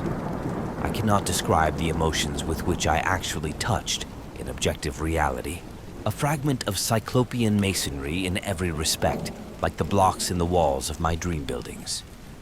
There was a distinct trace of carving, and my hands trembled as I recognized part of a curvilinear decorative scheme made hellish to me through years of tormenting nightmare and baffling research. A month of digging brought a total of some 1,250 blocks in varying stages of wear and disintegration. Most of these were carven megaliths with curved tops and bottoms. A minority were smaller, flatter, plain-surfaced and square or octagonally cut like those of the floors and pavements in my dreams, while a few were singularly massive and curved or slanted in such a manner as to suggest use in vaulting or groining, or as parts of arches or round window casings. The deeper and the farther north and east we dug, the more blocks we found, though we still failed to discover any trace of arrangement among them. Professor Dyer was appalled at the measureless age of the fragments, and Freeborn found traces of symbols which fitted darkly into certain Papuan and Polynesian legends of infinite antiquity. The condition and scattering of the blocks told mutely of vertiginous cycles of time and geologic upheavals of cosmic savagery. We had an aeroplane with us, and my son Wingate would often go up to different heights and scan the sand and rock waste for signs of dim, large-scale outlines, either differences of level or trails of scattered blocks. His results were virtually negative, for whenever he would one day think he had glimpsed some significant trend, he would on his next trip find the impression replaced by another equally insubstantial, a result of the shifting, wind-blown sand. One or two of these ephemeral suggestions, though, affected me queerly and disagreeably. They seemed, after a fashion, to dovetail horribly with something I had dreamed or read, but which I could no longer remember. There was a terrible familiarity about them, which somehow made me look furtively and apprehensively over the abominable, sterile terrain toward the north and northeast. Around the first week in July, I developed an unaccountable set of mixed emotions about that general northeasterly region. There was horror, and there was curiosity, but more than that, there was a persistent and perplexing illusion of memory. I tried all sorts of psychological expedients to get these notions out of my head, but met with no success. Sleeplessness also gained upon me, but I almost welcomed this because of the resultant shortening of my dream periods. I acquired the habit of taking long, lone walks in the desert late at night, usually to the north or northeast, whither the sum of my strange new impulses seemed subtly to pull me. Sometimes, on these walks, I would stumble over nearly buried fragments of the ancient masonry. Though there were fewer visible blocks here than where we had started, I felt sure that there must be a vast abundance beneath the surface. The ground was less level than at our camp, and the prevailing high winds now and then piled the sand into fantastic temporary hillocks, exposing low traces of the elder stones while it covered other traces. I was queerly anxious to have the excavations extend to this territory, yet at the same time dreaded what might be revealed. Obviously, I was getting into a rather bad state, all the worse because I could not account for it. An indication of my poor nervous health can be gained from my response to an odd discovery which I made on one of my nocturnal rambles. It was on the evening of July 11th, when the moon flooded the mysterious hillocks with a curious pallor. Wandering somewhat beyond my usual limits, I came upon a great stone which seemed to differ markedly from any we had yet encountered. It was almost wholly covered, but I stooped and cleared away the sand with my hands, later studying the object carefully and supplementing the moonlight with my electric torch. Unlike the other very large rocks, this one was perfectly square-cut, with no convex or concave surface. It seemed, too, to be of a dark basaltic substance, wholly dissimilar to the granite and sandstone and occasional concrete of the now familiar fragments. Suddenly I rose, turned, and ran for the camp at top speed. It was a wholly unconscious and irrational flight, and only when I was close to my tent did I fully realize why I had run. Then it came to me. The queer dark stone was something which I had dreamed and read about, and which was linked with the uttermost horrors of the eon-old legendary. It was one of the blocks of that basaltic elder masonry which the fabled great race held in such fear. The tall, windowless ruins left by those brooding, half-material alien things that festered in Earth's nether abysses, and against whose wind-like invisible forces the trapdoors were sealed, and the sleepless sentinels posted. I remained awake all night, but by dawn realized how silly I'd been to let the shadow of a myth upset me. Instead of being frightened, I should have had a discoverer's enthusiasm. The next forenoon I told the others about my find, and Dyer, Freeborn, Boyle, my son, and I set out to view the anomalous block. Failure, however, confronted us. I had formed no clear idea of the stone's location, and a late wind had wholly altered the hillocks of shifting sand. Chapter 6. I come now to the crucial and most difficult part of my narrative. All the more difficult because I cannot be quite certain of its reality. At times I feel uncomfortably sure that I was not dreaming or deluded, and it is this feeling in view of the stupendous implications which the objective truth of my experience would raise, which impels me to make this record. My son, a trained psychologist with the fullest and most sympathetic knowledge of my whole case, shall be the primary judge of what I have to tell. First, let me outline the externals of the matter, as those at the camp know them.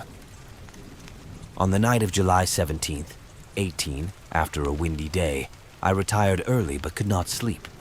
Rising shortly before 11 and afflicted as usual with that strange feeling regarding the northeastward terrain, I set out on one of my typical nocturnal walks, seeing and greeting only one person, an Australian miner named Tupper, as I left our precincts. The moon, slightly past full, shone from a clear sky and drenched the ancient sands with a white, leprous radiance, which seemed to me somehow infinitely evil.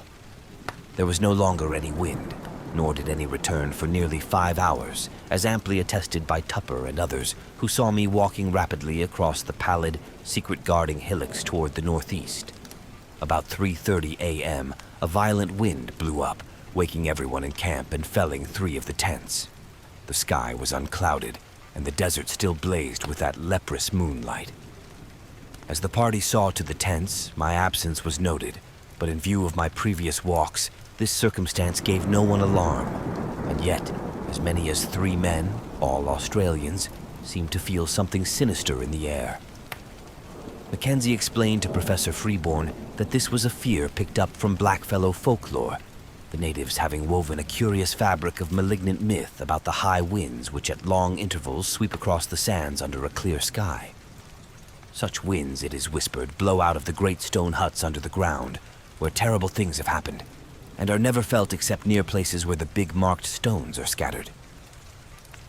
Close to 4, the gale subsided as suddenly as it had begun, leaving the sandhills in new and unfamiliar shapes.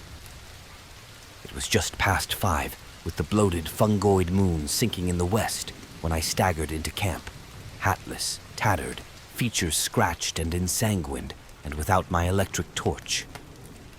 Most of the men had returned to bed, but Professor Dyer was smoking a pipe in front of his tent. Seeing my winded and almost frenzied state, he called Dr. Boyle, and the two of them got me on my cot and made me comfortable. My son, roused by the stir, soon joined them, and they all tried to force me to lie still and attempt sleep. But there was no sleep for me. My psychological state was very extraordinary, different from anything I had previously suffered. After a time, I insisted upon talking, nervously and elaborately explaining my condition. I told them I had become fatigued and had lain down in the sand for a nap. There had, I said, been dreams even more frightful than usual, and when I was awaked by the sudden high wind, my overwrought nerves had snapped. I had fled in panic, frequently falling over half-buried stones and thus gaining my tattered and bedraggled aspect. I must have slept long, hence the hours of my absence. Of anything strange either seen or experienced, I hinted absolutely nothing, exercising the greatest self-control in that respect. But I spoke of a change of mind regarding the whole work of the expedition and urged a halt in all digging toward the northeast. My reasoning was patently weak, for I mentioned a dearth of blocks, a wish not to offend the superstitious miners, a possible shortage of funds from the college, and other things either untrue or irrelevant. Naturally, no one paid the least attention to my new wishes, not even my son, whose concern for my health was obvious. The next day I was up and around the camp, but took no part in the excavations. Seeing that I could not stop the work, I decided to return home as soon as possible for the sake of my nerves, and made my son promise to fly me in the plane to Perth, 1,000 miles to the southwest, as soon as he had surveyed the region I wished let alone. If, I reflected, the thing I had seen was still visible, I might decide to attempt a specific warning even at the cost of ridicule. It was just conceivable that the miners who knew the local folklore might back me up. Humoring me, my son made the survey that very afternoon, flying over all the terrain my walk could possibly have covered. Yet nothing of what I had found remained in sight. It was the case of the anomalous basalt block all over again. The shifting sand had wiped out every trace. For an instant, I half regretted having lost a certain awesome object in my stark fright. But now I know that the loss was merciful. I can still believe my whole experience an illusion, especially if, as I devoutly hope, that hellish abyss is never found. Wingate took me to Perth on July 20th, though declining to abandon the expedition and return home. He stayed with me until the 25th, when the steamer for Liverpool sailed. Now, in the cabin of the Empress, I am pondering long and frantically upon the entire matter, and have decided that my son at least must be informed. It shall rest with him whether to diffuse the matter more widely. In order to meet any eventuality, I have prepared this summary of my background, as already known in a scattered way to others, and will now tell as briefly as possible what seemed to happen during my absence from the camp that hideous night. Nerves on edge and whipped into a kind of perverse eagerness by that inexplicable, dread-mingled mnemonic urge toward the northeast, I plodded on beneath the evil burning moon. Here and there I saw, half shrouded by sand, those primal cyclopean blocks left from nameless and forgotten eons. The incalculable age and brooding horror of this monstrous waste began to oppress me as never before, and I could not keep from thinking of my maddening dreams, of the frightful legends which lay behind them, and of the present fears of natives and miners concerning the desert and its carven stones. And yet I plodded on as if to some eldritch rendezvous, more and more assailed by bewildering fancies, compulsions, and pseudo-memories. I thought of some of the possible contours of the lines of stones as seen by my son from the air, and wondered why they seemed at once so ominous and so familiar. Something was fumbling and rattling at the latch of my recollection, while another unknown force sought to keep the portal barred. The night was windless, and the pallid sand curved upward and downward like frozen waves of the sea. I had no goal, but somehow plowed along as if with fate-bound assurance. My dreams welled up into the waking world, so that each sand-embedded megalith seemed part of endless rooms and corridors of pre-human masonry, carved and hieroglyphed with symbols that I knew too well from years of custom as a captive mind of the great race.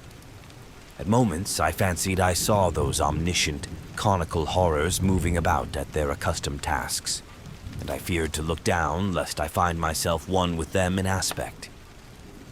Yet all the while I saw the sand-covered blocks as well as the rooms and corridors, the evil burning moon as well as the lamps of luminous crystal, the endless desert as well as the waving ferns beyond the windows. I was awake and dreaming at the same time. I do not know how long or how far, or indeed in just what direction I had walked when I first spied the heap of blocks bared by the day's wind. It was the largest group in one place that I had seen so far, and so sharply did it impress me that the visions of fabulous eons faded suddenly away. Again there were only the desert and the evil moon and the shards of an unguessed past. I drew close and paused, and cast the added light of my electric torch over the tumbled pile. A hillock had blown away, leaving a low, irregularly round mass of megaliths and smaller fragments some 40 feet across and from 2 to 8 feet high. From the very outset, I realized that there was some utterly unprecedented quality about those stones. Not only was the mere number of them quite without parallel, but something in the sand-worn traces of design arrested me as I scanned them under the mingled beams of the moon and my torch. Not that any one differed essentially from the earlier specimens we had found. It was something subtler than that. The impression did not come when I looked at one block alone, but only when I ran my eye over several almost simultaneously. Then, at last, the truth dawned upon me. The curvilinear patterns on many of those blocks were closely related, parts of one vast decorative conception. For the first time in this eon-shaken waste, I had come upon a mass of masonry in its old position, tumbled and fragmentary, it is true, but nonetheless existing in a very definite sense. Mounting at a low place, I clambered laboriously over the heap, here and there clearing away the sand with my fingers and constantly striving to interpret varieties of size, shape and style, and relationships of design. After a while, I could vaguely guess at the nature of the bygone structure, and at the designs which had once stretched over the vast surfaces of the primal masonry. The perfect identity of the whole, with some of my dream glimpses, appalled and unnerved me. This was once a cyclopean corridor 30 feet tall, paved with octagonal blocks and solidly vaulted overhead. There would have been rooms opening off on the right, and at the farther end one of those strange inclined planes would have wound down to still lower depths. I started violently as these conceptions occurred to me, for there was more in them than the blocks themselves had supplied. How did I know that this level should have been far underground? How did I know that the plane leading upward should have been behind me? How did I know that the long subterranean passage to the square of pillars ought to lie on the left one level above me? How did I know that the room of machines and the rightward leading tunnel to the central archives ought to lie 2 levels below? How did I know that there would be one of those horrible metal-banded trapdoors at the very bottom 4 levels down? Bewildered by this intrusion from the dream world, I found myself shaking and bathed in a cold perspiration. Then, as a last intolerable touch, I felt that faint, insidious stream of cool air trickling upward from a depressed place near the center of the huge heap. Instantly, as once before, my visions faded, and I saw again only the evil moonlight, the brooding desert, and the spreading tumulus of Paleogean masonry. Something real and tangible, yet fraught with infinite suggestions of nighted mystery, now confronted me. For that stream of air could argue but one thing: a hidden gulf of great size beneath the disordered blocks on the surface. My first thought was of the sinister Blackfellow legends of vast underground huts among the megaliths where horrors happen and great winds are born. Then thoughts of my own dreams came back, and I felt dim pseudo-memories tugging at my mind. What manner of place lay below me? What primal, inconceivable source of age-old myth cycles and haunting nightmares might I be on the brink of uncovering? It was only for a moment that I hesitated, for more than curiosity and scientific zeal was driving me on and working against my growing fear. I seemed to move almost automatically, as if in the clutch of some compelling fate. Pocketing my torch and struggling with a strength that I had not thought I possessed, I wrenched aside first one titan fragment of stone, and then another, till there welled up a strong draft whose dampness contrasted oddly with the desert's dry air. A black rift began to yawn, and at length, when I had pushed away every fragment small enough to budge, the leprous moonlight blazed on an aperture of ample width to admit me. I drew out my torch and cast a brilliant beam into the opening. Below me was a chaos of tumbled masonry, sloping roughly down toward the north at an angle of about 45 degrees, and evidently the result of some bygone collapse from above. Between its surface and the ground level was a gulf of impenetrable blackness at whose upper edge were signs of gigantic, stress-heaved vaulting. At this point, it appeared, the desert sands lay directly upon a floor of some titan structure of Earth's youth. How preserved through eons of geologic convulsion, I could not then, and cannot now even attempt to guess. In retrospect, the barest idea of a sudden lone descent into such a doubtful abyss, and at a time when one's whereabouts were unknown to any living soul, seems like the utter apex of insanity. Perhaps it was, yet that night I embarked without hesitancy upon such a descent. Again there was manifest that lure and driving of fatality which had all along seemed to direct my course. With torch flashing intermittently to save the battery, I commenced a mad scramble down the sinister cyclopean incline below the opening, sometimes facing forward as I found good hand and footholds, and at other times turning to face the heap of megaliths as I clung and fumbled more precariously. In two directions beside me, distant walls of carven, crumbling masonry loomed dimly under the direct beams of my torch. Ahead, however, was only unbroken darkness. I kept no track of time during my downward scramble. So seething with baffling hints and images was my mind that all objective matters seemed withdrawn into incalculable distances. Physical sensation was dead, and even fear remained as a wraith-like, inactive gargoyle leering impotently at me. Eventually, I reached a level floor strewn with fallen blocks, shapeless fragments of stone, and sand and detritus of every kind. On either side, perhaps 30 feet apart, rose massive walls culminating in huge groinings. That they were carved I could just discern, but the nature of the carvings was beyond my perception. What held me the most was the vaulting overhead. The beam from my torch could not reach the roof, but the lower parts of the monstrous arches stood out distinctly. And so perfect was their identity with what I had seen in countless dreams of the elder world that I trembled actively for the first time. Behind and high above, a faint luminous blur told of the distant moonlit world outside. Some vague shred of caution warned me that I should not let it out of my sight, lest I have no guide for my return. I now advanced toward the wall at my left, where the traces of carving were plainest.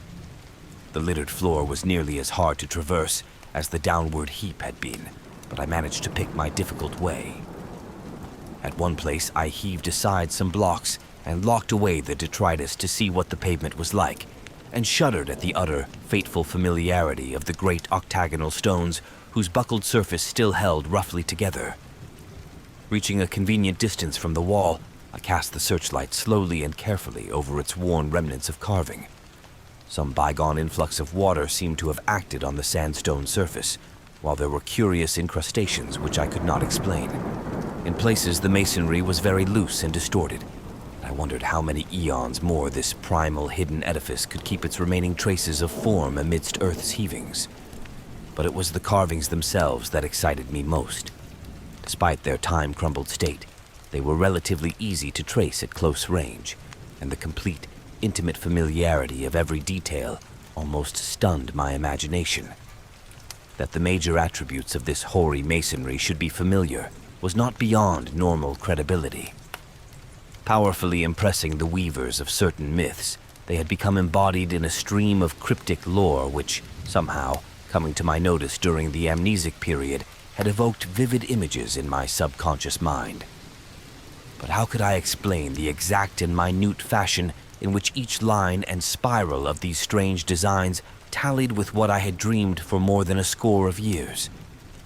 What obscure, forgotten iconography could have reproduced each subtle shading and nuance which so persistently, exactly, and unvaryingly besieged my sleeping vision night after night?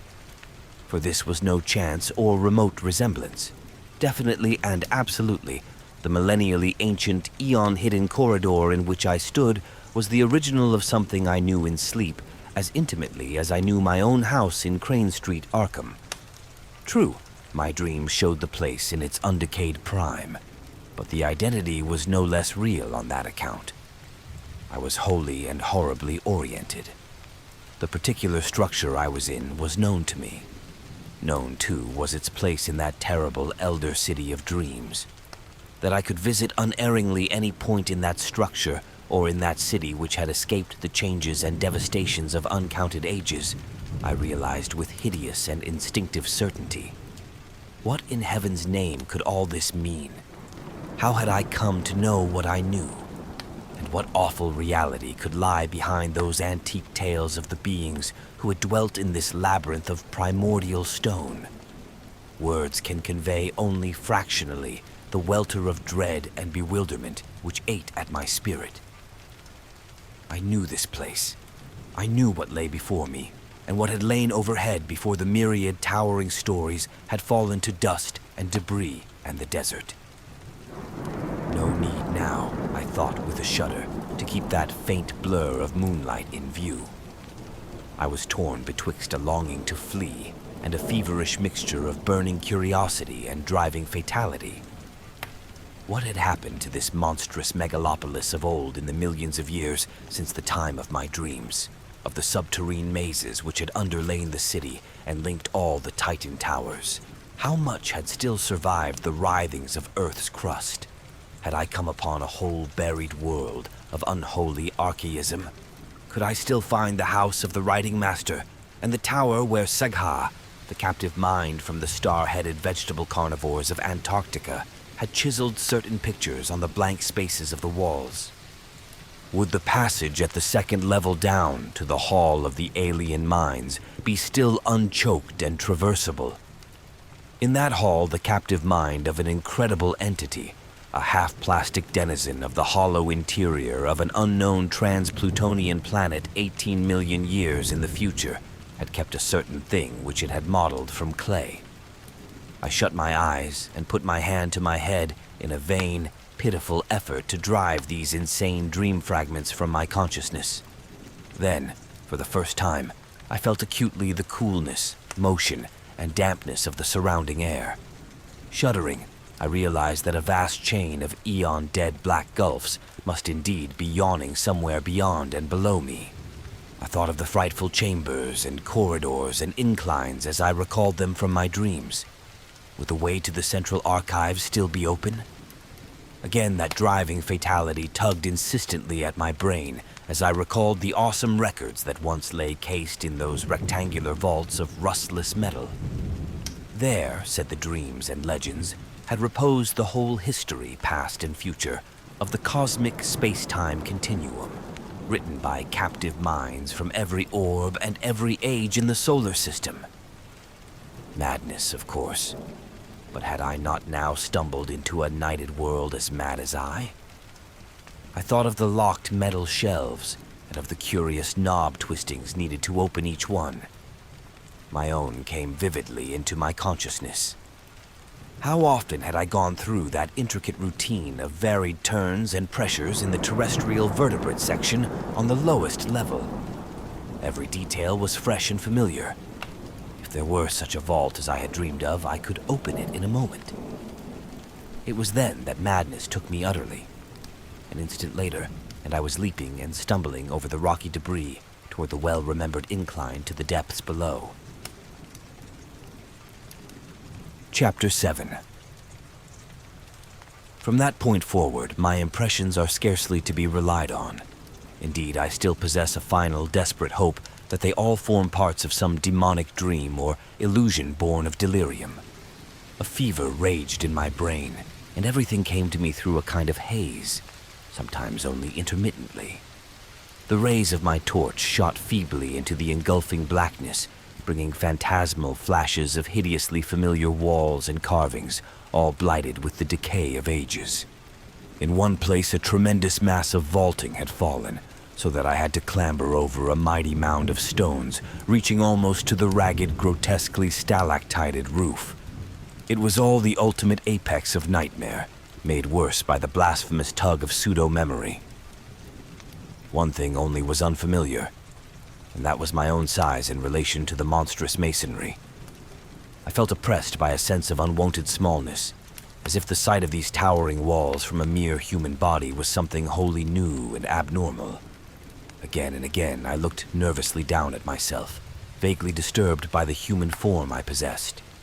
Onward through the blackness of the abyss, I leaped, plunged, and staggered, often falling and bruising myself, and once nearly shattering my torch. Every stone and corner of that demonic gulf was known to me, and at many points I stopped to cast beams of light through choked and crumbling, yet familiar, archways. Some rooms had totally collapsed, others were bare or debris-filled. In a few I saw masses of metal, some fairly intact, some broken, and some crushed or battered, which I recognized as the colossal pedestals or tables of my dreams. What they could in truth have been, I dared not guess. I found the downward incline and began its descent, though after a time halted by a gaping, ragged chasm whose narrowest point could not be much less than 4 feet across. Here the stonework had fallen through, revealing incalculable inky depths beneath. I knew there were 2 more cellar levels in this Titan edifice, and trembled with fresh panic as I recalled the metal-clamped trapdoor on the lowest one. There could be no guards now, for what had lurked beneath had long since done its hideous work and sunk into its long decline. By the time of the post-human beetle race, it would be quite dead. And yet, as I thought of the native legends, I trembled anew. It cost me a terrible effort to vault that yawning chasm, since the littered floor prevented a running start. But madness drove me on. I chose a place close to the left-hand wall, where the rift was least wide and the landing spot reasonably clear of dangerous debris, and after one frantic moment reached the other side in safety. At last, gaining the lower level, I stumbled on past the archway of the room of machines, within which were fantastic ruins of metal half buried beneath fallen vaulting. Everything was where I knew it would be, and I climbed confidently over the heaps which barred the entrance of a vast transverse corridor. This, I realized, would take me under the city to the central archives. Endless ages seemed to unroll as I stumbled, leaped, and crawled along that debris-cluttered corridor. Now and then, I could make out carvings on the ages-stained walls, some familiar, others seemingly added since the period of my dreams. Since this was a subterrane house, connecting highway, there were no archways save when the route led through the lower levels of various buildings. At some of these intersections, I turned aside long enough to look down well-remembered corridors and into well-remembered rooms. Twice only did I find any radical changes from what I had dreamed of, and in one of these cases, I could trace the sealed-up outlines of the archway I remembered. I shook violently and felt a curious surge of retarding weakness as I steered a hurried and reluctant course through the crypt of one of those great windowless ruined towers whose alien basalt masonry bespoke a whispered and horrible origin. This primal vault was round and fully 200 feet across, with nothing carved upon the dark-hued stonework. The floor was here free from anything save dust and sand, and I could see the apertures leading upward and downward. There were no stairs or inclines. Indeed, my dreams had pictured those elder towers as wholly untouched by the fabulous great race. Those who had built them had not needed stairs or inclines. In the dreams, the downward aperture had been tightly sealed and nervously guarded. Now it lay open black and yawning, and giving forth a current of cool, damp air. Of what limitless caverns of eternal night might brood below, I would not permit myself to think. Later, clawing my way along a badly heaped section of the corridor, I reached a place where the roof had wholly caved in. The debris rose like a mountain, and I climbed up over it, passing through a vast, empty space where my torchlight could reveal neither walls nor vaulting. This, I reflected, must be the cellar of the House of the Metal Purveyors, fronting on the third square not far from the archives. What had happened to it, I could not conjecture. I found the corridor again beyond the mountain of detritus and stone, but after a short distance encountered a wholly choked place where the fallen vaulting almost touched the perilously sagging ceiling. How I managed to wrench and tear aside enough blocks to afford a passage, and how I dared disturb the tightly packed fragments when the least shift of equilibrium might have brought down all the tons of superincumbent masonry to crush me to nothingness, I do not know. It was sheer madness that impelled and guided me, if indeed my whole underground adventure was not, as I hope, a hellish delusion or phase of dreaming. But I did make, or dream that I made, a passage that I could squirm through. As I wiggled over the mound of debris, my torch switched continuously on, thrust deeply in my mouth. I felt myself torn by the fantastic stalactites of the jagged floor above me. I was now close to the great underground archival structure which seemed to form my goal. Sliding and clambering down the farther side of the barrier, and picking my way along the remaining stretch of corridor with handheld, intermittently flashing torch, I came at last to a low, circular crypt with arches, still in a marvelous state of preservation, opening off on every side. The walls, or such parts of them as lay within reach of my torchlight, were densely hieroglyphed and chiseled with typical curvilinear symbols, some added since the period of my dreams. This, I realized, was my fated destination, and I turned at once through a familiar archway on my left. That I could find a clear passage up and down the incline to all the surviving levels, I had oddly little doubt. This vast, earth-protected pile, housing the annals of all the solar system, had been built with supernal skill and strength to last as long as that system itself. Blocks of stupendous size, poised with mathematical genius and bound with cements of incredible toughness, had combined to form a mass as firm as the planet's rocky core.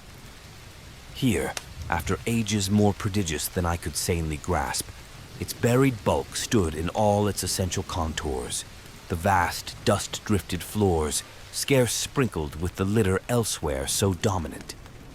The relatively easy walking from this point onward went curiously to my head. All the frantic eagerness hitherto frustrated by obstacles now took itself out in a kind of febrile speed, and I literally raced along the low-roofed, monstrously well-remembered aisles beyond the archway. I was past being astonished by the familiarity of what I saw. On every hand, the great hieroglyphed metal shelf doors loomed monstrously, some yet in place, others sprung open, and still others bent and buckled under bygone geological stresses not quite strong enough to shatter the Titan masonry. Here and there, a dust-covered heap beneath the gaping empty shelf seemed to indicate where cases had been shaken down by earth tremors. On occasional pillars were great symbols or letters proclaiming classes and subclasses of volumes. Once I paused before an open vault where I saw some of the accustomed metal cases still in position amidst the omnipresent gritty dust. Reaching up, I dislodged one of the thinner specimens with some difficulty and rested it on the floor for inspection. It was titled in the prevailing curvilinear hieroglyphs, though something in the arrangement of the characters seemed subtly unusual. The odd mechanism of the hooked fastener was perfectly well known to me, and I snapped up the still rustless and workable lid and drew out the book within. The latter, as expected, was some 20 by 15 inches in area and 2 inches thick, the thin metal covers opening at the top. Its tough cellulose pages seemed unaffected by the myriad cycles of time they had lived through, and I studied the queerly pigmented, brush-drawn letters of the text symbols, unlike either the usual curved hieroglyphs or any alphabet known to human scholarship, with a haunting, half-aroused memory. It came to me that this was the language used by a captive mind I had known slightly in my dreams, a mind from a large asteroid on which had survived much of the archaic life and lore of the primal planet whereof it formed a fragment. At the same time, I recalled that this level of the archives was devoted to volumes dealing with the non-terrestrial planets. As I ceased poring over this incredible document, I saw that the light of my torch was beginning to fail, hence quickly inserted the extra battery I always had with me. Then, armed with the stronger radiance, I resumed my feverish racing through unending tangles of aisles and corridors, recognizing now and then some familiar shelf, and vaguely annoyed by the acoustic conditions which made my footfalls echo incongruously in these catacombs. The very prints of my shoes behind me in the millennially untrodden dust made me shudder. Never before, if my mad dreams held anything of truth, had human feet pressed upon those immemorial pavements. Of the particular goal of my insane racing, my conscious mind held no hint. There was, however, some force of evil potency pulling at my dazed will and buried recollection, so that I vaguely felt I was not running at random. I came to a downward incline and followed it to profounder depths. Floors flashed by me as I raced, but I did not pause to explore them. In my whirling brain there had begun to beat a certain rhythm which set my right hand twitching in unison. I wanted to unlock something, and felt that I knew all the intricate twists and pressures needed to do it. It would be like a modern safe with a combination lock. Dream or not, I had once known, and still knew, how any dream, or scrap of unconsciously absorbed legend, could have taught me a detail so minute, so intricate, and so complex, I did not attempt to explain to myself. I was beyond all coherent thought. For was not this whole experience, this shocking familiarity with a set of unknown ruins, and this monstrously exact identity of everything before me, with what only dreams and scraps of myth could have suggested, a horror beyond all reason? Probably it was my basic conviction then, as it is now during my saner moments, that I was not awake at all, and that the entire buried city was a fragment of febrile hallucination. Eventually, I reached the lowest level and struck off to the right of the incline. For some shadowy reason, I tiled to soften my steps, even though I lost speed thereby. There was a space I was afraid to cross on this last deeply buried floor. As I drew near it, I recalled what thing in that space I feared. It was merely one of the metal-barred and closely guarded trapdoors. There would be no guards now, and on that account, I trembled and tiptoed as I had done in passing through that black basalt vault where a similar trapdoor had yawned.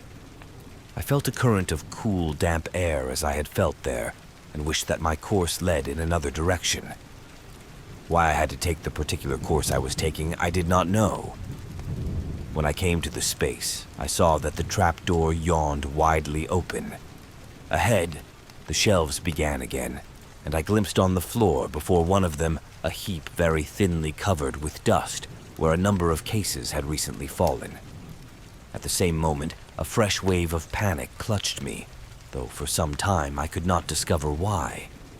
Heaps of fallen cases were not uncommon, for all through the eons this lightless labyrinth had been racked by the heavings of earth, and had echoed at intervals of the deafening clatter of toppling objects. It was only when I was nearly across the space that I realized why I shook so violently. Not the heap, but something about the dust of the level floor was troubling me. In the light of my torch, it seemed as if that dust were not as even as it ought to be. There were places where it looked thinner, as if it had been disturbed not many months before. I could not be sure, for even the apparently thinner places were dusty enough, yet a certain suspicion of regularity in the fancied unevenness was highly disquieting. When I brought the torchlight close to one of the queer places, I didn't like what I saw, for the illusion of regularity became very great. It was as if there were regular lines of composite impressions that went in threes, each slightly over a foot square, and consisting of 5 nearly circular 3-inch prints, one in advance of the other 4. These possible lines of foot-square impressions appeared to lead in 2 directions, as if something had gone somewhere and returned. They were, of course, very faint, and may have been illusions or accidents, but there was an element of dim, fumbling terror about the way I thought they ran. For at one end of them was the heap of cases which must have clattered down not long before, while at the other end was the ominous trapdoor with the cool, damp wind yawning unguarded down to abysses past imagination. Chapter 8. That my strange sense of compulsion was deep and overwhelming is shown by its conquest of my fear. No rational motive could have drawn me on after that hideous suspicion of Prince and the creeping dream memories it excited. Yet my right hand, even as it shook with fright, still twitched rhythmically in its eagerness to turn a lock it hoped to find. Before I knew it, I was past the heap of lately fallen cases and running on tiptoe through aisles of utterly unbroken dust toward a point which I seemed to know morbidly, horribly well. My mind was asking itself questions whose origin and relevancy I was only beginning to guess. Would the shelf be reachable by a human body? Could my human hand master all the eon-remembered motions of the lock? Would the lock be undamaged and workable? And what would I do? What dare I do with what, as I now commenced to sepulcher, I both hoped and feared to find? Would it prove the awesome, brain-shattering truth of something past normal conception, or sepulcher only that I was dreaming? The next I knew I had ceased my tiptoed racing and was standing still, staring at a row of maddeningly familiar hieroglyphed shelves. They were in a state of almost perfect preservation, and only 3 of the doors in this vicinity had sprung open. My feelings toward these shelves cannot be described, so utter and insistent was the sense of old acquaintance. I was looking high up at a row near the top and wholly out of my reach, and wondering how I could climb to best advantage. An open door 4 rows from the bottom would help, and the locks of the closed doors formed possible holds for hands and feet. I would grip the torch between my teeth, as I had in other places where both hands were needed. Above all, I must make no noise. How to get down what I wished to remove would be difficult, but I could probably hook its movable fastener in my coat collar and carry it like a knapsack. Again, I wondered whether the lock would be undamaged. That I could repeat each familiar motion I had not the least doubt. But I hoped the thing would not scrape or creak, and that my hand could work it properly. Even as I thought these things, I had taken the torch in my mouth and begun to climb. The projecting locks were poor supports, but as I had expected, the open shelf helped greatly. I used both the swinging door and the edge of the aperture itself in my ascent, and managed to avoid any loud creaking. Balanced on the upper edge of the door, and leaning far to my right, I could just reach the lock I sought. My fingers, half numb from climbing, were very clumsy at first, but I soon saw that they were anatomically adequate, and the memory rhythm was strong in them. Out of unknown gulfs of time, the intricate secret motions had somehow reached my brain correctly in every detail, for after less than 5 minutes of trying, there came a click whose familiarity was all the more startling because I had not consciously anticipated it. In another instant, the metal door was slowly swinging open with only the faintest grating sound. Dazedly, I looked over the row of grayish case ends thus exposed and felt a tremendous surge of some wholly inexplicable emotion. Just within reach of my right hand was a case whose curving hieroglyphs made me shake with a pang infinitely more complex than one of mere fright. Still shaking, I managed to dislodge it amidst a shower of gritty flakes and ease it over toward myself without any violent noise. Like the other case I had handled, it was slightly more than 20 by 15 inches in size, with curved mathematical designs in low relief. In thickness, it just exceeded 3 inches. Crudely wedging it between myself and the surface I was climbing, I fumbled with the fastener and finally got the hook free. Lifting the cover, I shifted the heavy object to my back and let the hook catch hold of my collar. Hands now free, I awkwardly clambered down to the dusty floor and prepared to inspect my prize. Kneeling in the gritty dust, I swung the case around and rested it in front of me. My hands shook, and I dreaded to draw out the book within almost as much as I longed, and felt compelled to do so. It had very gradually become clear to me what I ought to find, and this realization nearly paralyzed my faculties.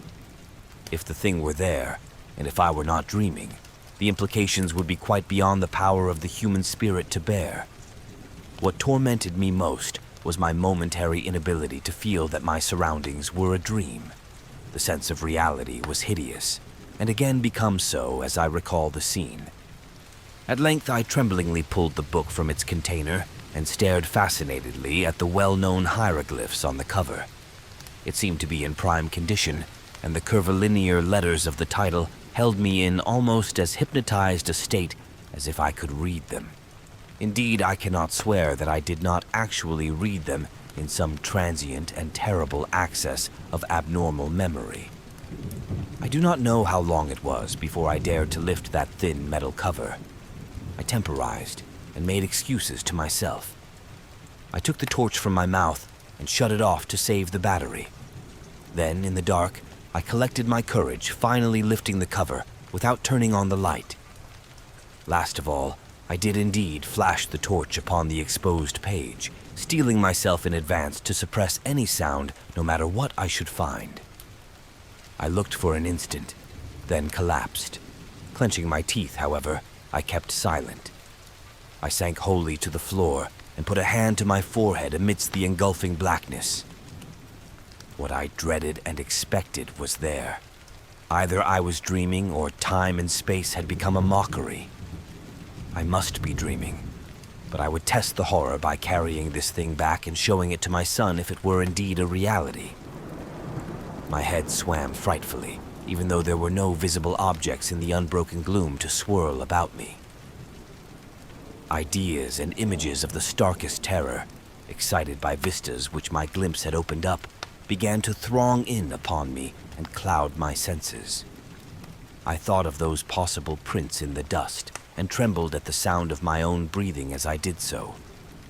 Once again I flashed on the light and looked at the page as a serpent's victim may look at his destroyer's eyes and fangs. Then, with clumsy fingers in the dark, I closed the book, put it in its container, and snapped the lid and the curious hooked fastener. This was what I must carry back to the outer world if it truly existed, if the whole abyss truly existed, if I and the world itself truly existed.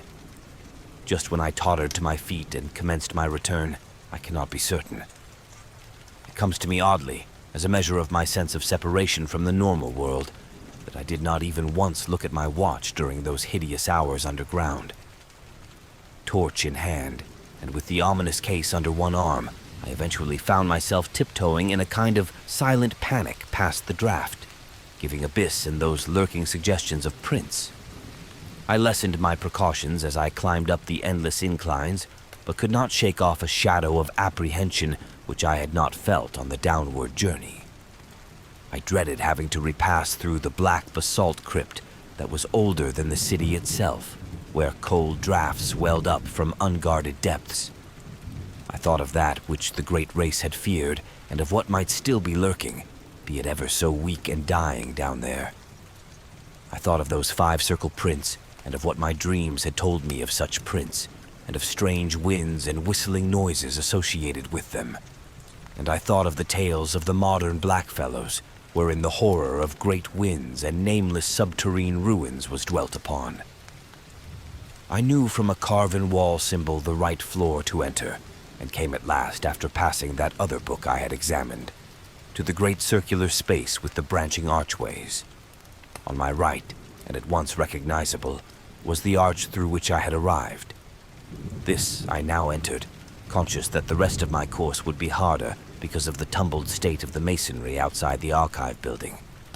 My new metal-cased burden weighed upon me, and I found it harder and harder to be quiet as I stumbled among debris and fragments of every sort.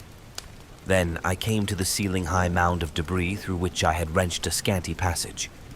My dread at wriggling through again was infinite, for my first passage had made some noise, and I now, after seeing those possible prints, dreaded sound above all things.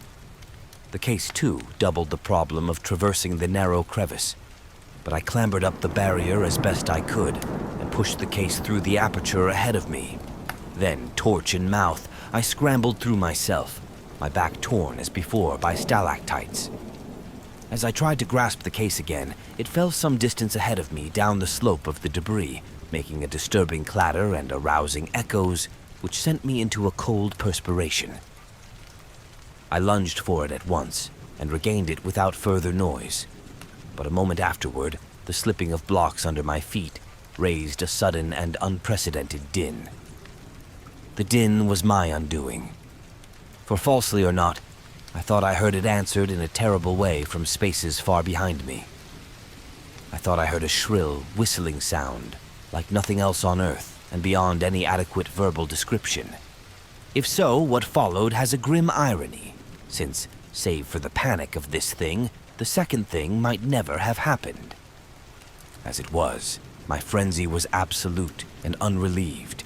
Taking my torch in my hand and clutching feebly at the case, I leaped and bounded wildly ahead with no idea in my brain, beyond a mad desire to race out of these nightmare ruins to the waking world of desert and moonlight, which lay so far above. I hardly knew it when I reached the mountain of debris, which towered into the vast blackness beyond the caved-in roof, and bruised and cut myself repeatedly in scrambling up its steep slope of jagged blocks and fragments. Then came the great disaster. Just as I blindly crossed the summit, unprepared for the sudden dip ahead, my feet slipped utterly, and I found myself involved in a mangling avalanche of sliding masonry whose cannon-loud uproar split the black cavern air in a deafening series of earth-shaking reverberations. I have no recollection of emerging from this chaos, but a momentary fragment of consciousness shows me as plunging and tripping and scrambling along the corridor amidst the clangor, case and torch still with me. Then, just as I approached that primal basalt crypt I had so dreaded, utter madness came. For as the echoes of the avalanche died down, there became audible a repetition of that frightful alien whistling I thought I had heard before. This time there was no doubt about it, and what was worse, it came from a point not behind, but ahead of me. Probably I shrieked aloud then. I have a dim picture of myself as flying through the hellish basalt vault of the Elder Things, and hearing that damnable alien sound piping up from the open, unguarded door of limitless nether blacknesses. There was a wind, too, not merely a cool, damp draft, but a violent, purposeful blast, belching savagely and frigidly from that abominable gulf whence the obscene whistling came. There are memories of leaping and lurching over obstacles of every sort, with that torrent of wind and shrieking sound growing moment by moment and seeming to curl and twist purposefully around me as it struck out wickedly from the spaces behind and beneath. Though in my rear, that wind had the odd effect of hindering instead of aiding my progress, as if it acted like a noose or lasso thrown around me. Heedless of the noise I made, I clattered over a great barrier of blocks and was again in the structure that led to the surface. I recall glimpsing the archway to the room of machines and almost crying out as I saw the incline leading down to where one of those blasphemous trapdoors must be yawning 2 levels below. But instead of crying out, I muttered over and over to myself that this was all a dream from which I must soon awake. Perhaps I was in camp, perhaps I was at home in Arkham. As these hopes bolstered up my sanity, I began to mount the incline to the higher level. I knew, of course, that I had the 4-foot cleft to recross, yet was too racked by other fears to sepulcher the full horror until I came almost upon it. On my descent, the leap across had been easy, but could I clear the gap as readily when going uphill, and hampered by fright, exhaustion, the weight of the metal case, and the anomalous backward tug of that demon wind? I thought of these things at the last moment, and thought also of the nameless entities which might be lurking in the black abysses below the chasm. My wavering torch was growing feeble, but I could tell by some obscure memory when I neared the cleft. The chill blasts of wind and the nauseous whistling shrieks behind me were for the moment like a merciful opiate, dulling my imagination to the horror of the yawning gulf ahead. And then I became aware of the added blasts and whistling in front of me, tides of abomination surging up through the cleft itself from depths unimagined and unimaginable. Now, indeed, the essence of pure nightmare was upon me. Sanity departed, and ignoring everything except the animal impulse of flight, I merely struggled and plunged upward over the incline's debris as if no gulf had existed. Then I saw the chasm's edge, leaped frenziedly with every ounce of strength I possessed, and was instantly engulfed in a pandemoniac vortex of loathsome sound and utter materially tangible blackness. This is the end of my experience, so far as I can recall. Any further impressions belong wholly to the domain of phantasmagoria delirium.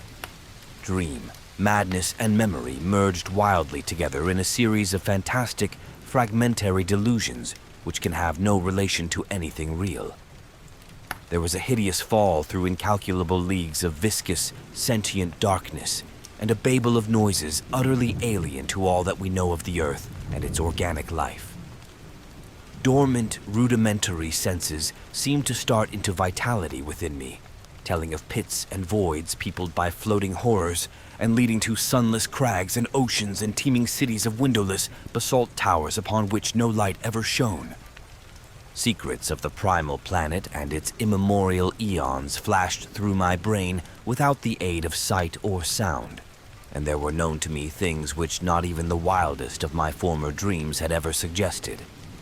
And all the while, cold fingers of damp vapor clutched and picked at me, and that eldritch, damnable whistling shrieked fiendishly above all the alternations of babel and silence in the whirlpools of darkness around. Afterward, there were visions of the cyclopean city of my dreams, not in ruins, but just as I had dreamed of it. I was in my conical, non-human body again, and mingled with crowds of the great race and the captive minds who carried books up and down the lofty corridors and vast inclines.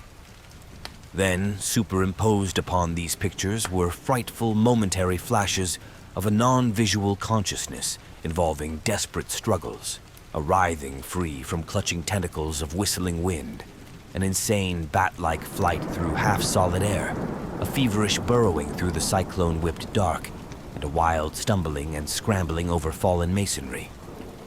Once, there was a curious, intrusive flash of half-sight, a faint, diffuse suspicion of bluish radiance far overhead.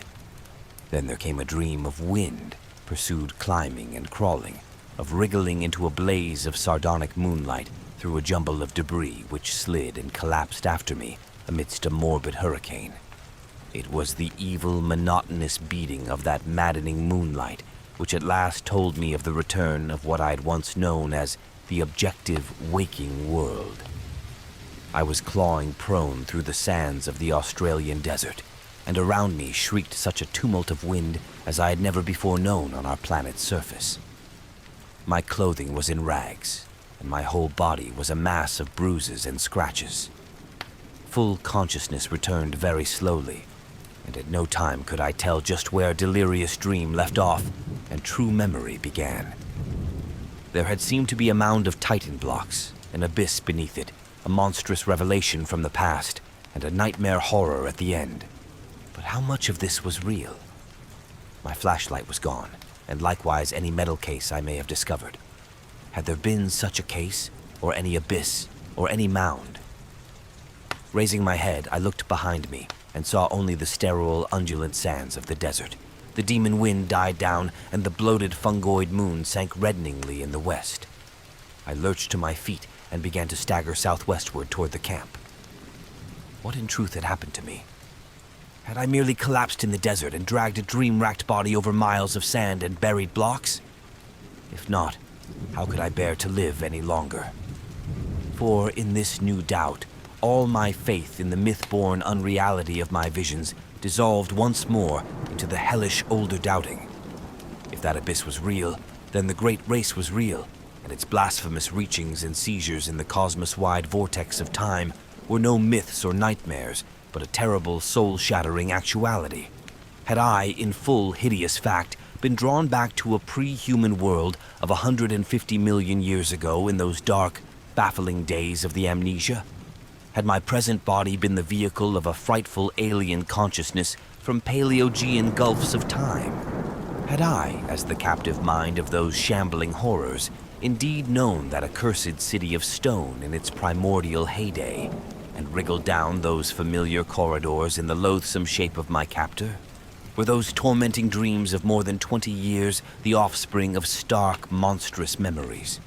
Had I once veritably talked with minds from reachless corners of time and space, learned the universe's secrets past and to come, and written the annals of my own world for the metal cases of those Titan archives? And were those others, those shocking elder things of the mad winds and demon pipings, in truth a lingering, lurking menace, waiting and slowly weakening in black abysses, while varied shapes of life drag out their multi-millennial courses on the planet's age-racked surface? I do not know.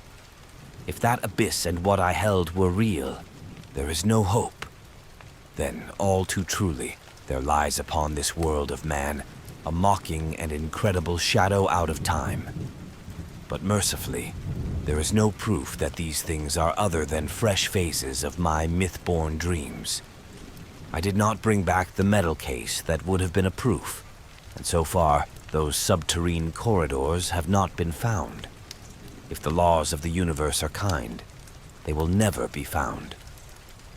But I must tell my son what I saw or thought I saw, and let him use his judgment as a psychologist in gauging the reality of my experience and communicating this account to others.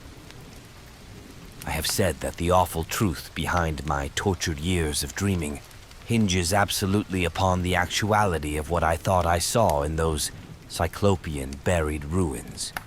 It has been hard for me, literally, to set down that crucial revelation, though no reader can have failed to guess it. Of course, it lay in that book within the metal case, the case which I pried out of its lair amidst the dust of 1,000,000 centuries.